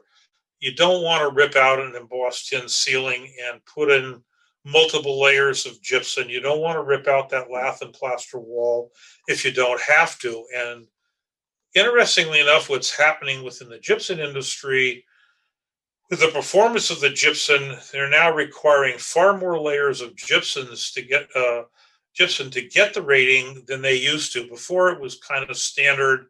One layer of gypsum on assembly was 1 hour, 2 layers was 2 hours. That's no longer true. It's more down to 2 layers for 1 hour on a wall and ceiling, 3 layers of 5/8 gypsum on a wall, and 4 layers on a ceiling, which creates a lot of labor, a lot of weight, and a lot of structural issues. And with the coating, you don't have to go through all that. It's a paint. It's really I'm oversimplifying, but it's a paint job. You can, if the coating is done right, you should be able to tint it and color it. It can become the finished paint, or it can be painted over. So in time, it saves on disruption to tenants if the buildings are occupied. And it solves a lot of problems, right now, like in Hot Springs, Arkansas is a good example. they have a great historical area down there that has a lot of buildings sitting vacant at second and third floors because they don't know what to do. The sprinkler systems they tried to put into a couple of hotels to go from the street to the building in one building was over $150,000, and they end up scrapping the project. So here again, the coatings could be looked at as a way to really rectify some of these problems. And again, I'm going back for traditional solutions for fire resistant coatings. It is multiple layers of gypsum, and it's getting more and more complicated because of the gypsum board, the performance of it. In the old days when it had asbestos in it, it was a good product. They're using fiberglass fibers in it now, and they melt out at about 750 to 780 degrees. So the performance time of the gypsum per layer has been diminished considerably. For steel, of course, cementitious coatings have been around for a long time, and intumescent coatings, and they use it for steel beams and columns. And that's for steel, that's a different animal. And that's really been the most common approach for that. Sometimes steel beams can be wrapped with gypsum, and there are assemblies for that. Again, we're going back to traditional methods. Cementitious coatings really is for foam and structural steel only. Now, for chemically treated wood products, that E84 extended test is the test standard, and they run the test for 30 minutes, but it's not the same as an E119 1-hour rated test. The temperature is a constant temperature. It's not a time temperature curve. It's a non-loaded assembly in a horizontal position. It's not the same like a floor assembly, for example, that would be loaded on a larger scale. Like I say, the comparison is on the E84, it's a 2-foot by 24-foot panels of whatever material you're testing. On a floor assembly, it's an entire assembly, 14 feet by 18 feet, and the loads can vary from 40 pounds to 60 pounds to up to 200 pounds. Quite a significant difference. So the listings and the ratings, the thing is they have to meet any product, it doesn't matter, or assembly has to meet the ASTM test requirements. And again, there are several different people. Underwriters Laboratory does testing. We have all the other labs, Western Fire Center, QAI, that were previously mentioned. As far as listing programs, not every lab has a listing program. Underwriters Lab does have one. Factory Mutual has a listing program, and ICC has a very extensive listing program that when you list an assembly under ICC, it goes out to, it can go out to up to over 50,000 people, building and fire officials across the entire United States. And ICC has actually extended itself into Australia and into the Middle East and Europe. So ICC is a really good one. Again, there's no code. And when you do this, there is no code that requires anybody to test at UL or have a listing. As far as testing goes, UL is a fire lab. They're one of many that are ICC, IAS certified every year. As far as listings go, that's up to the manufacturer of any product or any system to decide where they want to spend the money on getting a listing on a particular assembly. From the building official's perspective, they would like to have it where you have a listing on everything or a test on every assembly. It makes their job easier. In my close to 50 years of construction experience, I've learned a couple of things. And one, with building officials, you have two types. You have those that say, gee, we have a problem, let's work together to solve it. And then you have those that'll give you a novel, giving you every reason why you can't do anything. So that's why you get pressured to say, well, we want a UL and we want a UL test, we want a UL listing. Nothing requires that. There's nothing in code You can go to different labs and you can choose what listings you want. And there has to be a financial reason to have a listing. You just don't go out. There are so many different assemblies that are out there. And in that context, also with the testing, you have to look at every assembly as a component value. That's why all these other tests like the radiant expansion, radiant panel test is important. The E119s are important, so you can do component testing because every product has a fire rating value, and it's like assembling a puzzle. You have to come together and figure out how these components work together and build an assembly, whether it's a shaft assembly, a wall, or a floor ceiling. So all these tools are available. It's just a matter of how do you use them and use them wisely.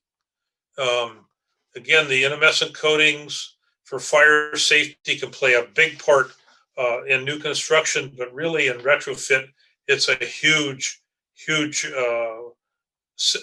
method of really repairing and bringing fire safety to a lot of assemblies, especially in historic buildings where you have embossed tin, lath and plaster, open wood ceilings, and you're dealing with fire separation walls and ceilings, fire corridors, stairwells, shafts, ventilation ducts, garbage chutes, utility rooms, electrical and mechanical rooms, HVAC enclosures, and you can even add water heater rooms, where you have gas, water heaters and gas HVAC units driven, and IT and communication rooms. So, and there's probably more. I mean, there's probably innumerable different areas that can be looked at.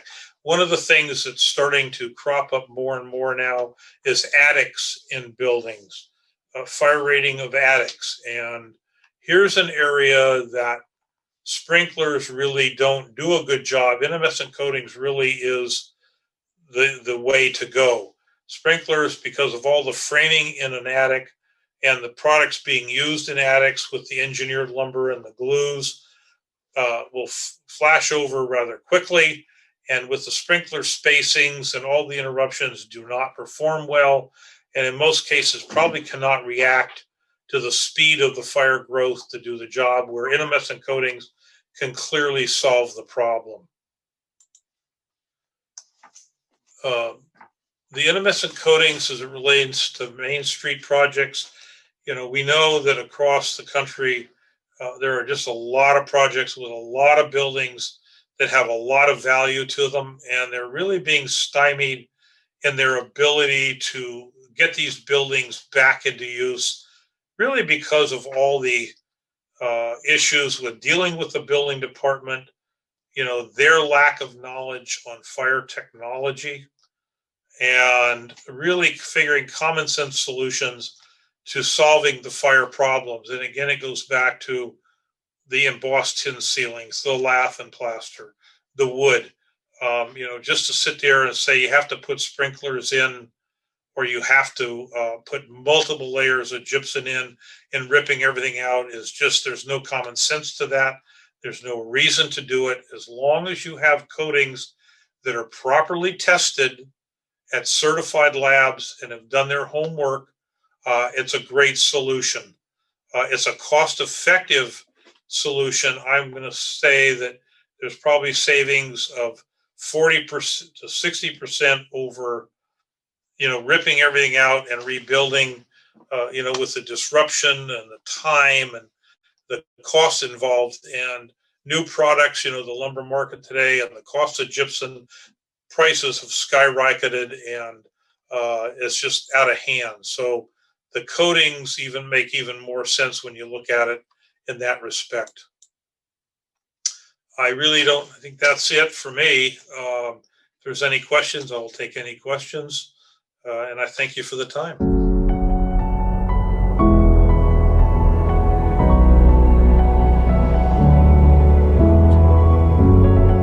Thank you, John. Thank you, John.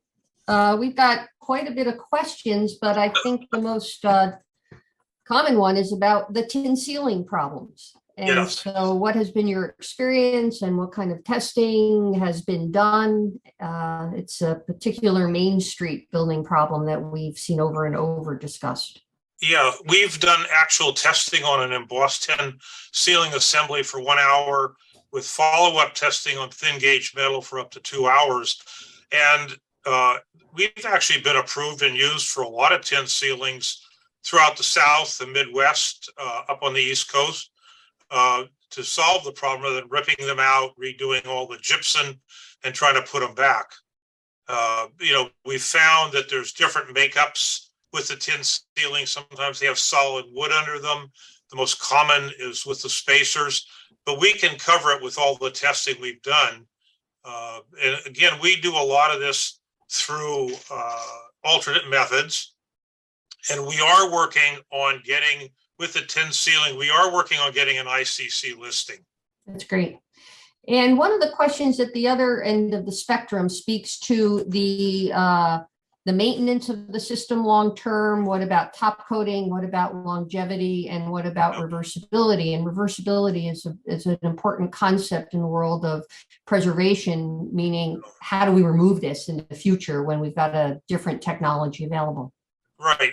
For durability, I've had testing here on a structure that I've maintained since 1996, and we've had no degradation of the coating, and it works as good as the day we put it on.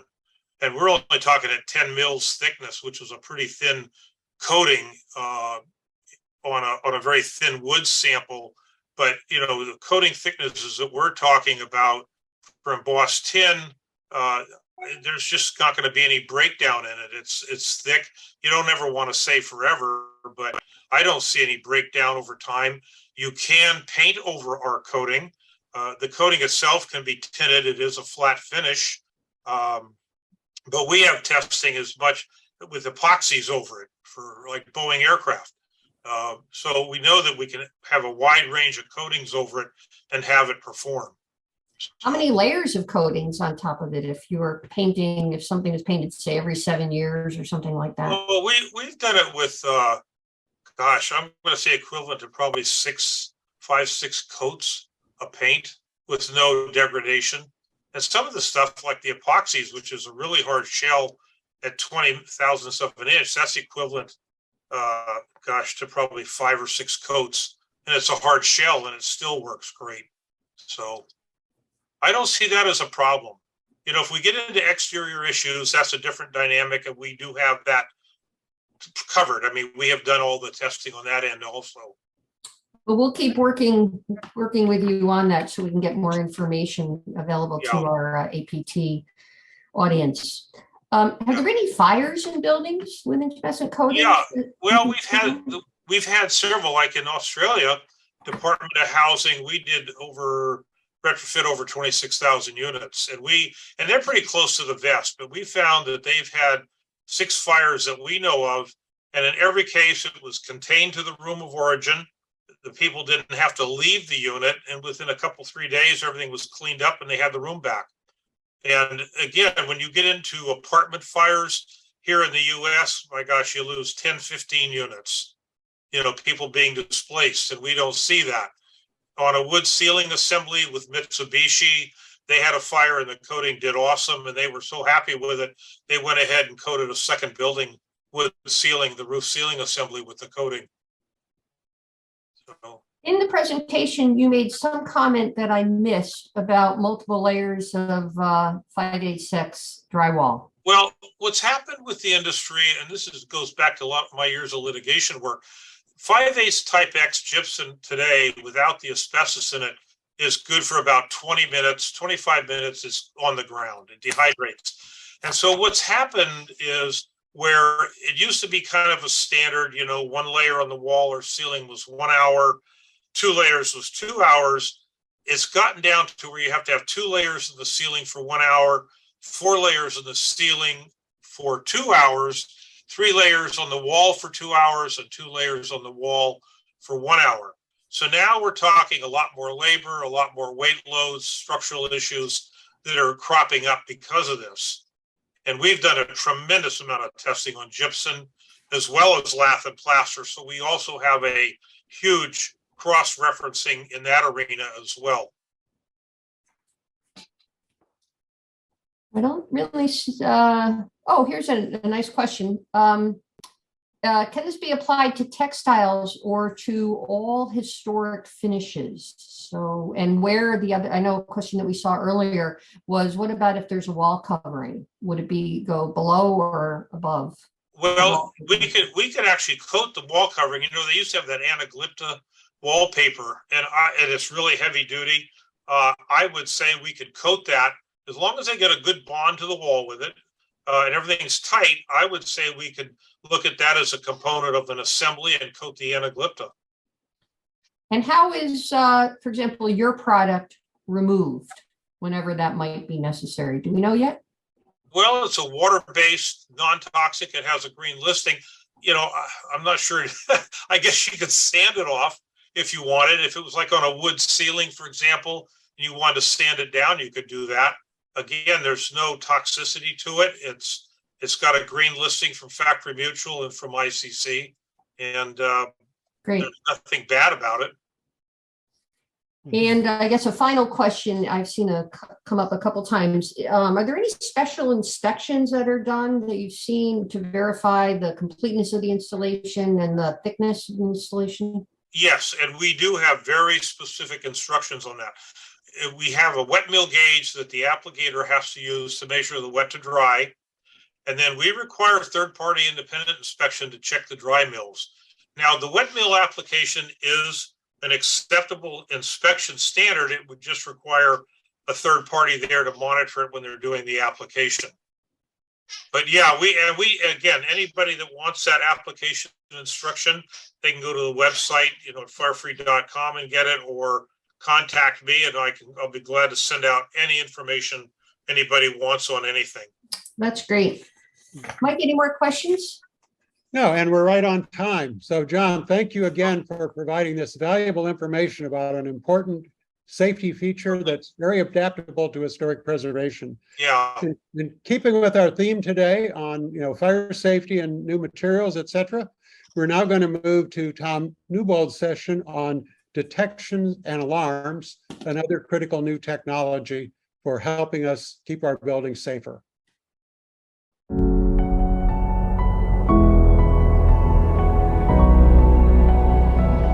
Hello, my name is Thomas Newbold. I'm with Landmark Facilities Group, and today I will be speaking on fire detection and alarm systems for a variety of occupancy classifications that might be found in buildings on Main Street.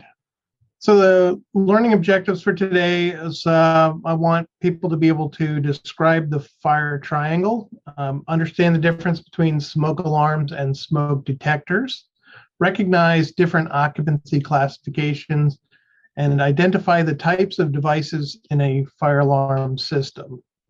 A little bit about me. I'm the president of Landmark Facilities Group. It's a mechanical, electrical, plumbing, and fire protection consulting engineering firm. We specialize in services for historic buildings.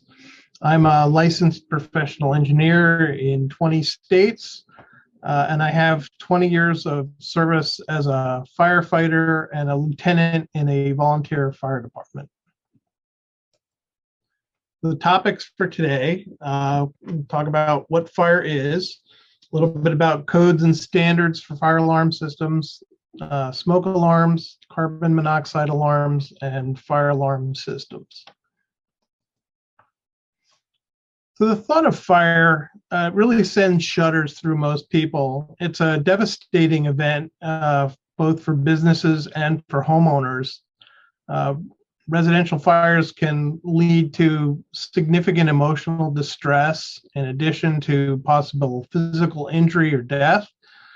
Losing your home in a fire involves not only losing the place where you live, but also many things that you consider valuable, such as photo albums, important documents, treasured objects.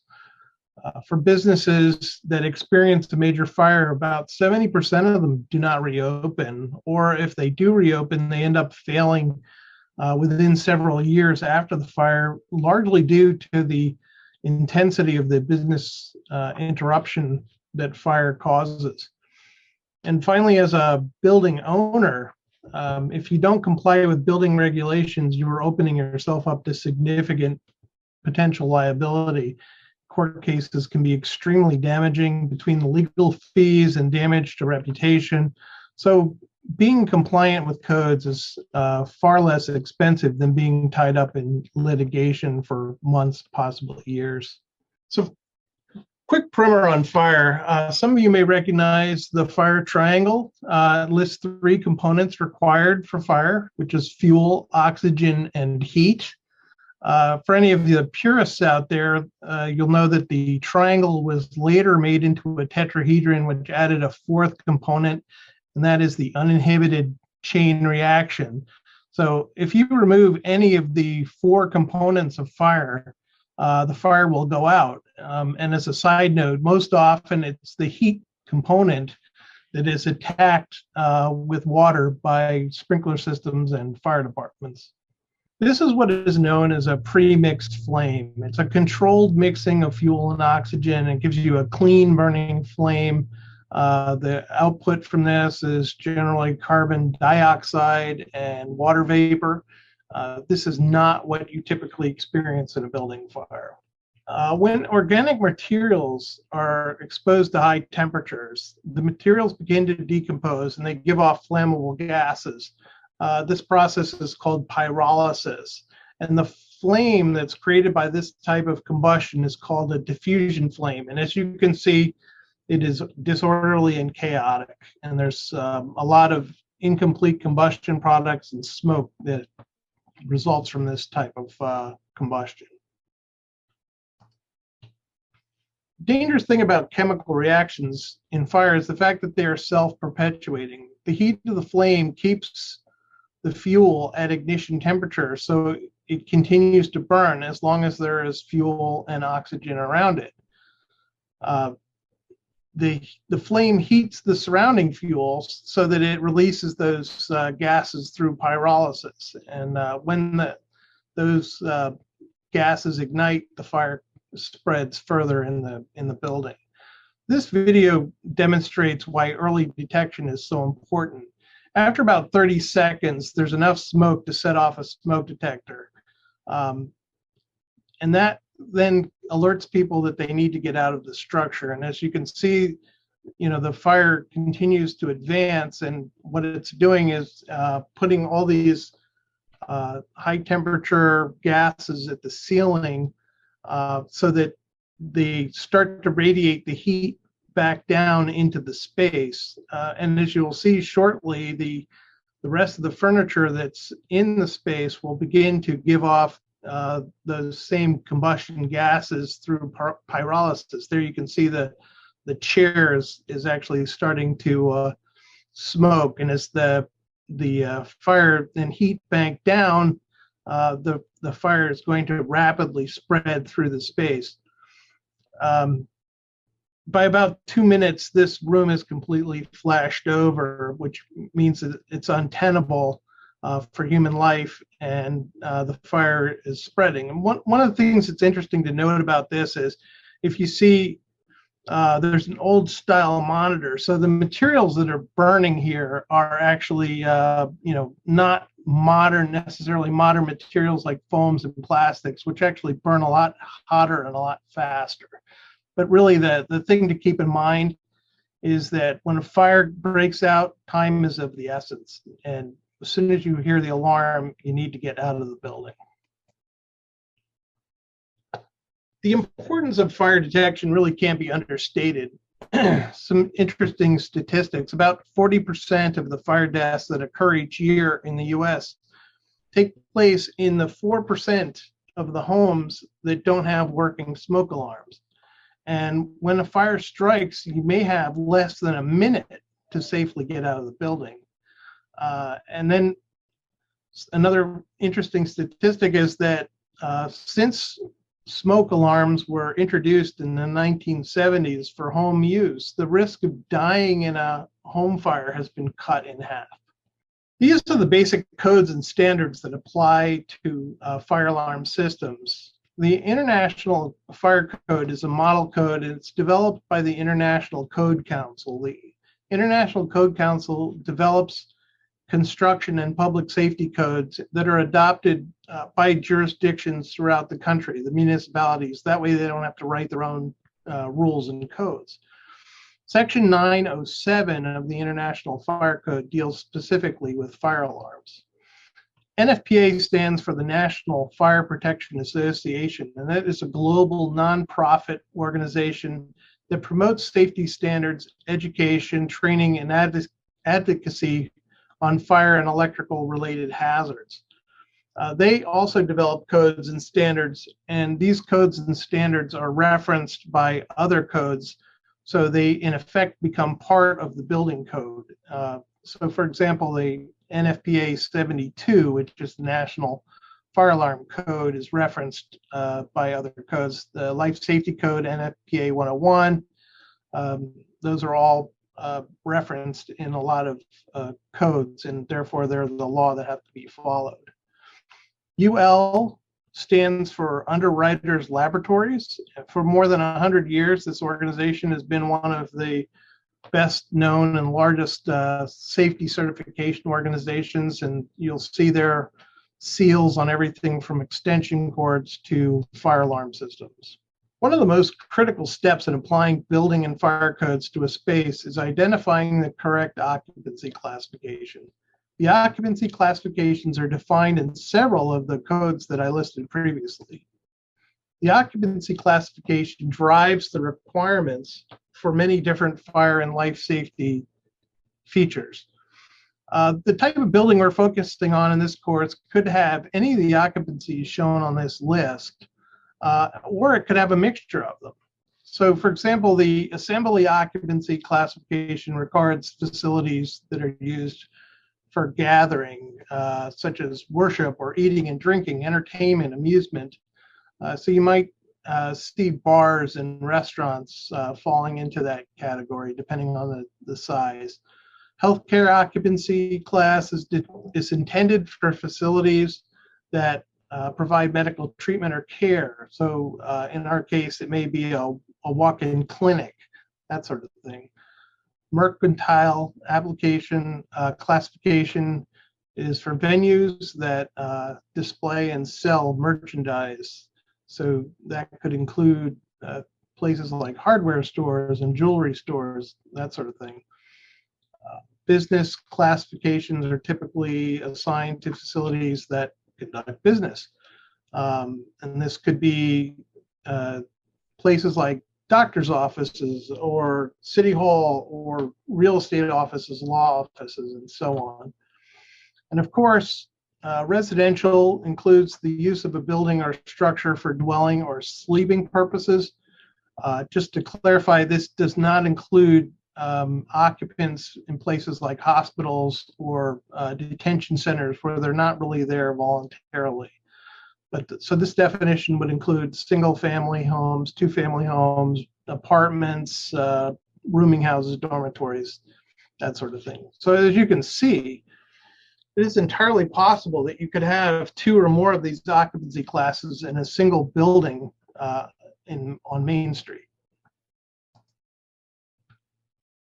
Of course, many buildings on Main Street would have these mixed occupancies, such as mercantile on the ground floor and business or residential on the upper floor. And this can create some gray areas when applying the codes.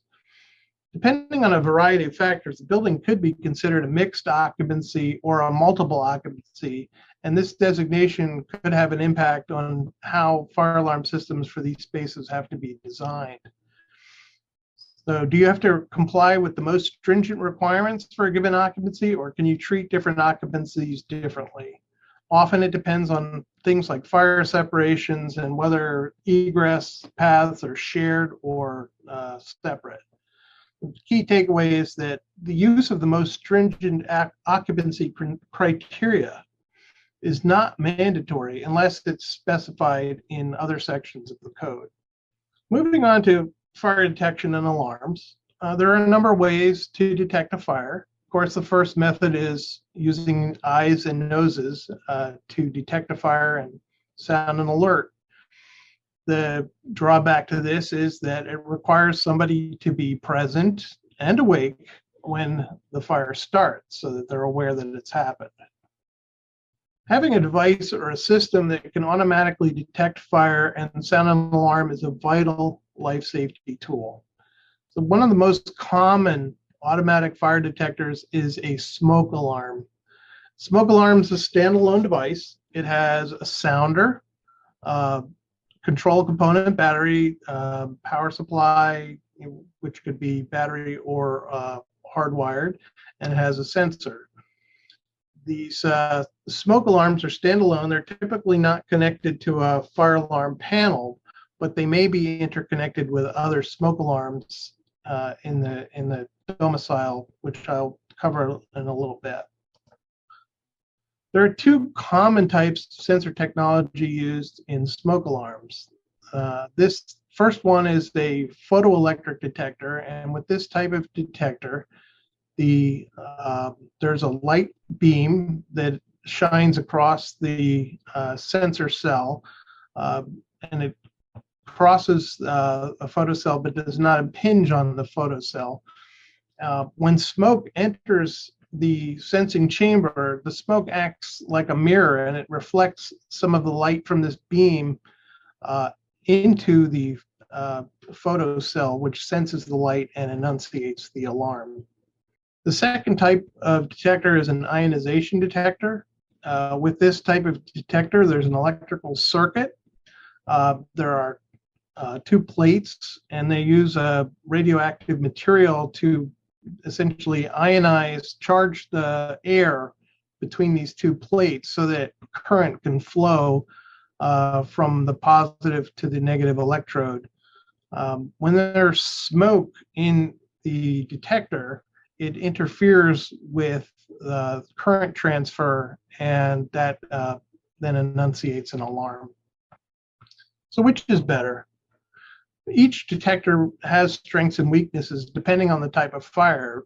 Photoelectric sensors tend to detect a slow smoldering fire more quickly than an ionization detector, but ionization detectors tend to find fires that are fast flaming a little bit faster than photoelectric. And here, we're talking 10 or 20 second difference in detection time, but as I showed you in the video earlier, 20 seconds could make a big difference. Many manufacturers now are actually creating these dual sensor alarms so that you get the best of both detectors in one device so that you get the fastest response time regardless of the type of fire. Carbon monoxide is a colorless, odorless, tasteless gas, and it's produced by burning carbon-based fuels like gasoline, wood, propane, natural gas.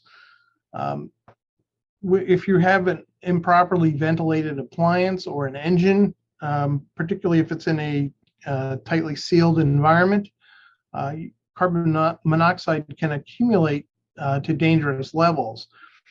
Carbon monoxide is so lethal to humans that even a small dose can cause long-term damage or even death. And one of the scary things about carbon monoxide poisoning is that people don't even realize that it's occurring.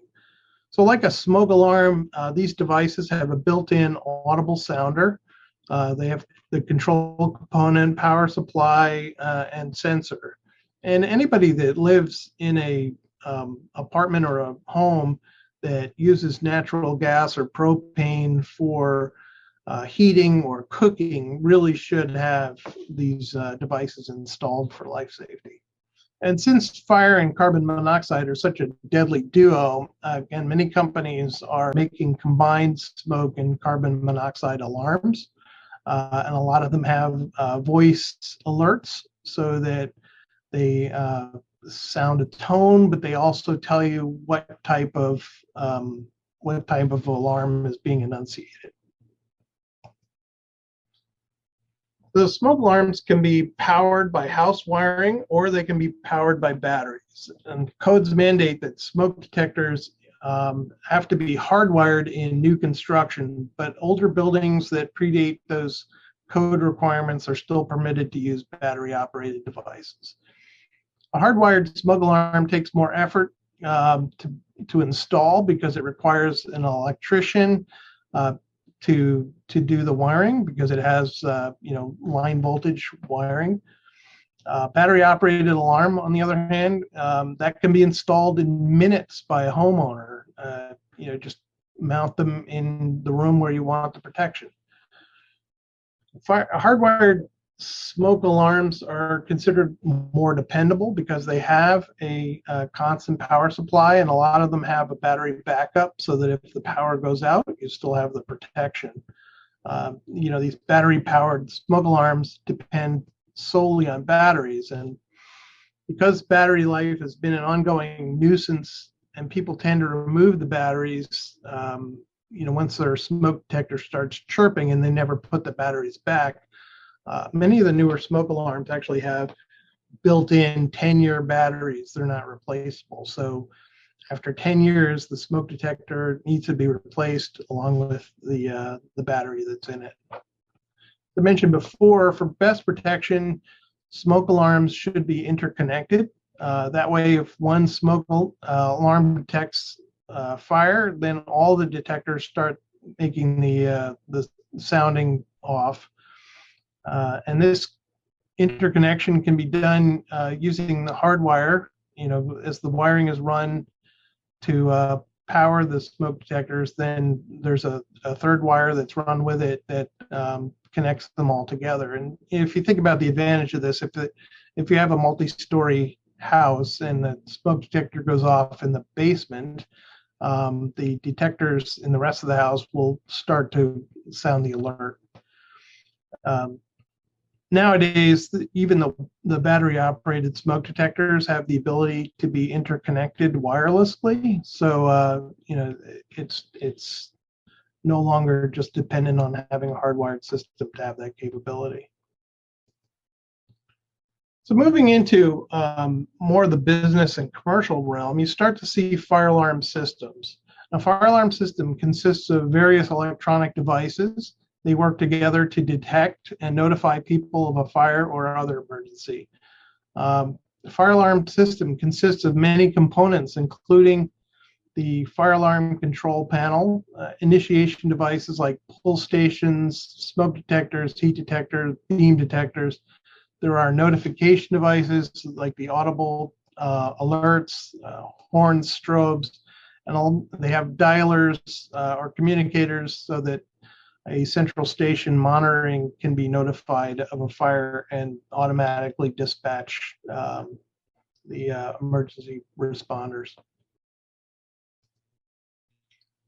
For many residents and small businesses, they use a combination of a security and fire alarm panel, and these panels have telephone wiring in them. So again, if there's a situation, they will automatically dial out to a monitoring service like an ADT or one of those to alert them of a fire condition.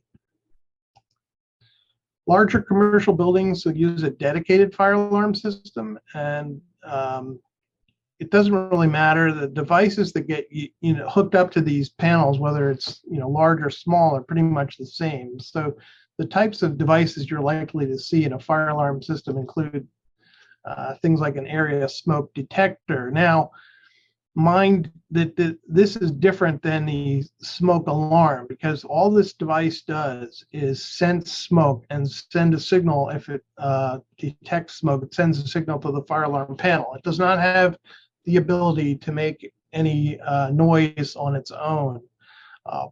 Like smoke alarms, though, they use both forms of technology for sensors, including the photoelectric and ionization systems. Another type of fire detection device is a duct smoke detector, and these detectors are mounted in ductwork, and their main purpose is to sense if there is smoke being transmitted through the ductwork and shut a fan down if it detects smoke, so that we're not using an air handling system to distribute smoke from a fire room into other parts of the building. Duct duct smoke detectors are not a life safety device, but they are a key device for protection. Beam detectors are used to provide open area smoke detection in situations where it's either impractical or not cost effective to install area detectors.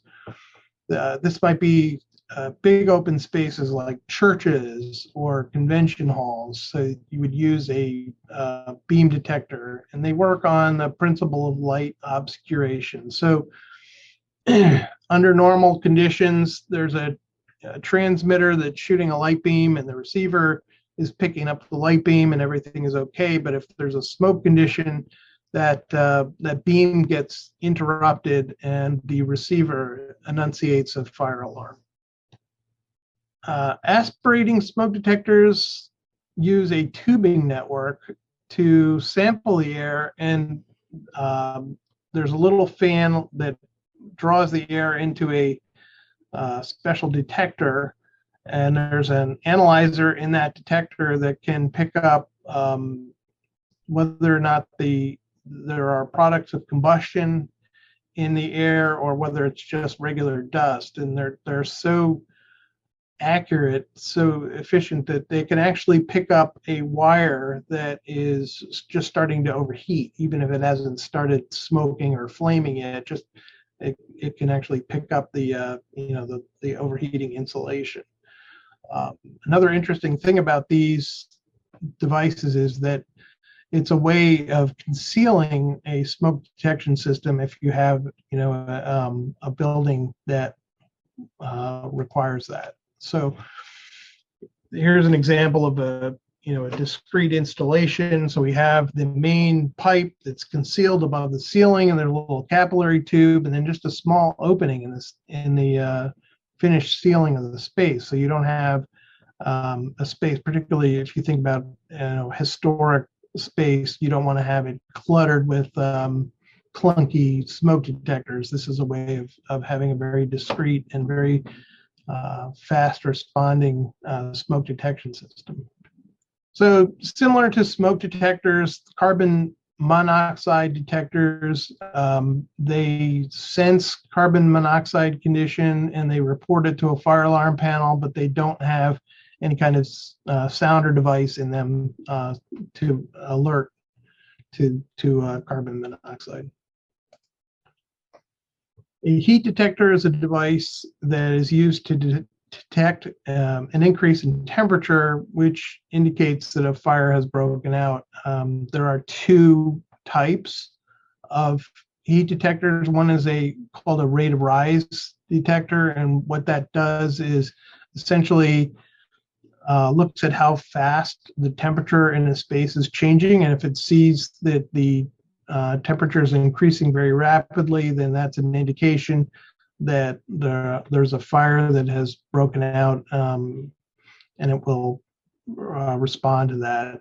The other type of heat detector is a fixed temperature detector. So in that case, there's just a sensor in there that is set to alert if the space temperature rises above a certain point. So for example, if you had it set at 160 degrees, if the temperature at the ceiling gets above that, whether there's a fire or not, it's going to sound an alarm. All these detectors, unfortunately, they're not considered life safety devices because they do have a lag in the response rate, but they're used in areas where smoke detector wouldn't be practical. Places like a kitchen where you might get smoke from cooking, or utility area or garages, an attic. These are places where heat detectors would be used. And then rather than having spot heat detectors, you can have linear heat detector cables. These actually have the ability, so if the temperature anywhere along the length of the cable raises above the alarm point, then it will enunciate an alarm. These are typically used in places where if you had like a rack of wires that you wanted to protect, that sort of thing. Pull stations are probably the component that most people are most familiar with. It's a manually operated device. It initiates an alarm signal when someone pulls the handle. So while smoke may take a few minutes to reach a detector, if you happen to visually see a fire breakout, you can hit the pull station and get a quicker evacuation and faster reaction times by the fire department, rather than necessarily relying on other detection means. So fire alarm notification devices, they alert the building occupants that they have to evacuate or relocate, and they use both visual and audible alerts. So the most common devices today are strobes and horn strobes, and speaker strobes, and there are special smoke alerts that are available for hearing impaired people. And you can get vibrating alert, which might even be placed under a pillow for a person to alert them when they're sleeping. These devices, it's really important that they're loud enough to be heard over the regular noise level in a space. And by code, they have to make a distinctive sound. And if there are any voice commands coming from these devices, they have to be clear and understandable. So the fire alarm annunciator is literally the face of your fire alarm system, and it identifies problems and it depicts where the fire started, and it also will give you feedback on how efficiently your fire alarm system is functioning. So it displays information that is critical, particularly to the fire department when they're making a response. They're going to look at this annunciator panel, and it's going to tell them where to start looking for a fire. There are two major categories for fire alarm systems. The first category is called a zoned fire detection system. And as you can see in this picture, this diagram, there are 4 zones, 1 per floor. And if a smoke detector goes off and say on the first floor, it's going to report back to the fire alarm panel that there's a fire in zone 2. So when the fire department arrives, they're going to look at that and they're going to know that they need to go to the first floor to look for this fire. The problem with this type of system is that if you have large zones, it could take a while for first responders to figure out where on a particular floor or in a particular zone that detector has activated. Second category is a newer type of system, and it's called an addressable system. So an addressable system, it differs from the zone system in that every detector in the system is assigned a code. And then at the fire alarm panel, those codes are associated with locations. So if a detector goes off on the south side of the second floor, it's going to report back to the fire alarm panel so that the fire department, when they arrive on scene, they're going to know exactly where to go to look for the activated detector. This type of system also is very helpful in pinpointing trouble spots and diagnosing problems. There's also a variety of wireless detector options that are now available on the market. And these wireless communications with the fire alarm systems, they can potentially save a great deal of money because you're eliminating potentially thousands of feet of wiring to connect all these devices. They also tend to be a little less susceptible to the fire itself. One of the risks, the wired installation that can be taken offline if fire happens to melt a key power circuit or a communication line. So if you're dealing in systems for non-residential occupancy, the first most important thing to do is to figure out what the occupancy classification is. And then you follow the applicable codes for detector locations and spacing. Use the appropriate detector for the space, whether that's an area detector, a beam detector, a sniffer system. you want to have fire detection in all the habitable spaces. Typically, smoke detectors want to be spaced no more than about 30 feet apart. You want them on no point on a ceiling that is more than 21 feet from a detector.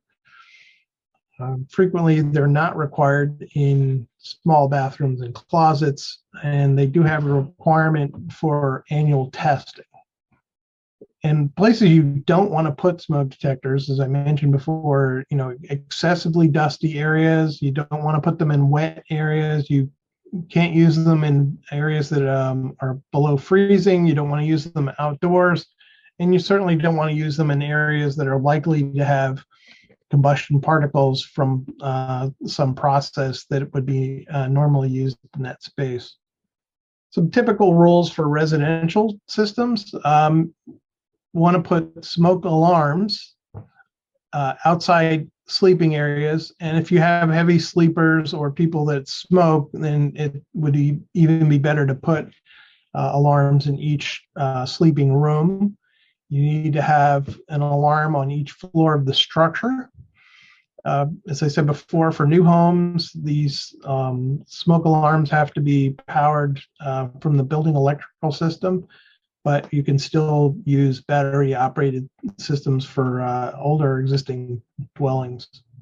And where more than one smoke alarm is required, they really should be interconnected so that we can have full notification, and that the alert should be clearly audible in all the bedrooms, even with the doors shut. And as I said before, these alarms have to be replaced every 10 years. And some states do require central monitoring for all residential type systems. So in closing, fire alarms, they really are vital for life safety and property preservation. Smoke alarms are typically used for residential applications. Fire alarm systems are used in larger residences and retail and commercial applications. This multiple and mixed occupancy question for Main Street buildings can create some confusion. Usually, the architect and the engineering team, if they are looking at this, they're going to review the codes and the occupancy, and they will be able to provide guidance. But if there's still some lack of clarity, then the authority having jurisdiction, AHJ, which might be the local building official or fire marshal, they should get involved to settle any discrepancies. Thank you for your time.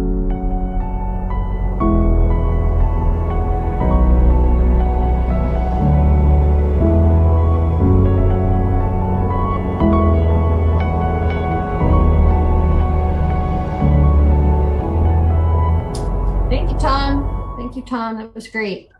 I think the buzz in the world is on wireless technology, and you spoke of some of its limitations, but there's so much value to it in existing buildings, going through any level of repair, through alteration, through change of occupancy. Can you speak a little more as to where you see that technology going, and also the costs relative to a more typical system?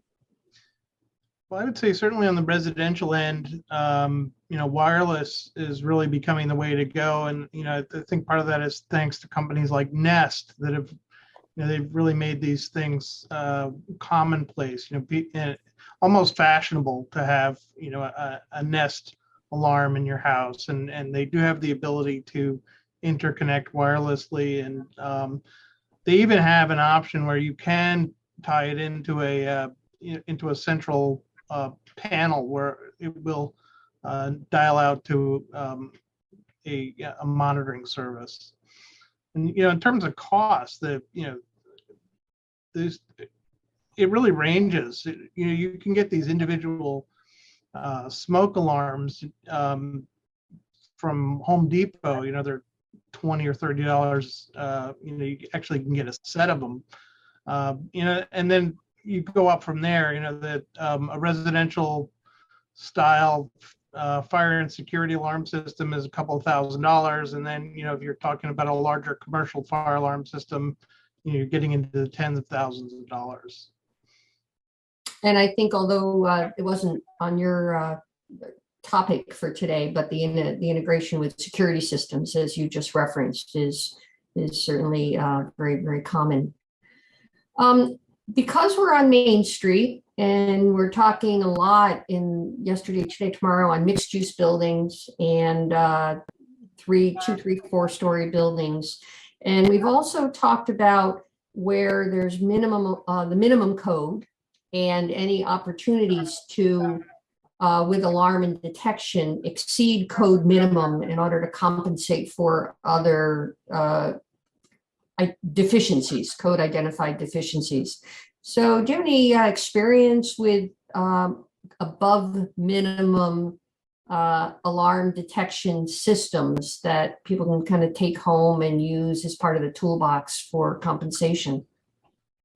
I would say for the most part, there aren't too many opportunities on the fire alarm side for trying to compensate for other deficiencies, only because so much of the fire alarm code, the requirements are they're mandatory. It's not that if we put in 5 smoke detectors instead of 2 smoke detectors, we're doing a better job, that sort of thing.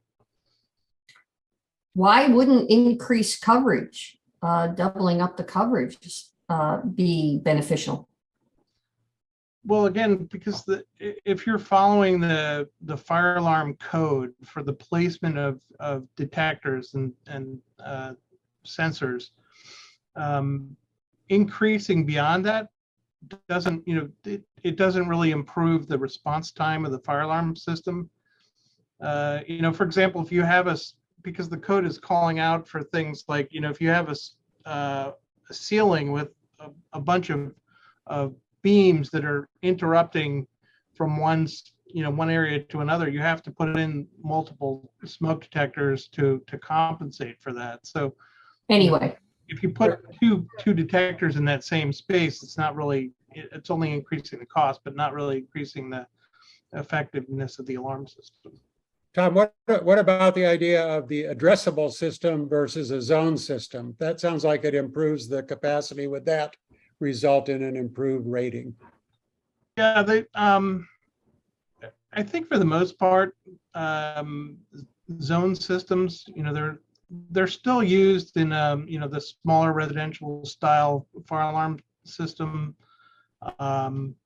but when you get into commercial systems, just about every project that I've encountered in the past couple of years, anyways, has been using an addressable system.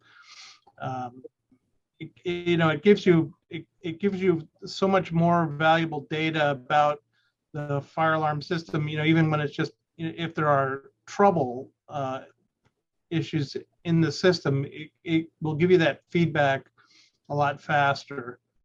And plus, it also has the wiring arrangement, depending on the classification. It's usually a loop for that, so that if there is damage to one loop of or one side of the wiring, that you still have the rest of the systems is in service. We got one last question that kind of cuts to one of the more common things in it is, what about a mixed use building where you got a residential use on the second floor and a business use on the first floor? Does that require 2 different types of alarm systems or a connection, or what's the sort of best practices on that? Well, this is really the gray area, the challenge, and it falls down to the local authority having jurisdiction starts making this call.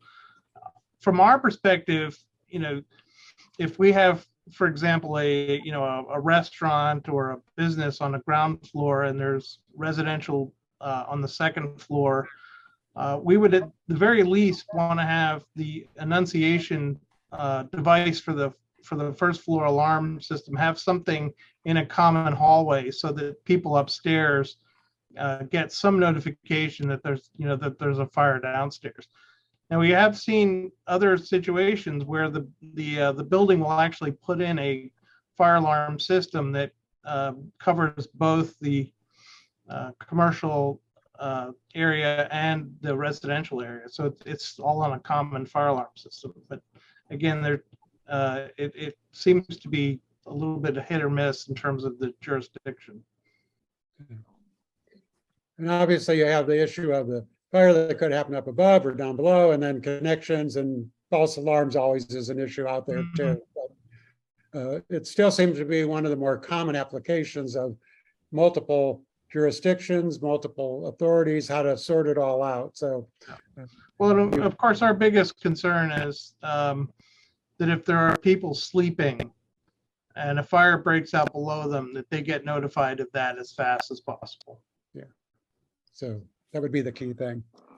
Well, Tom, thank you again for providing this valuable insight into one of the other key performance technologies in making our buildings safer. With that, we're going to be concluding this morning session. We'll be back at 1 o'clock Central Time this afternoon to continue on to our life safety topics of today with sprinklers at 1 o'clock. So thanks, everybody. See you after the break.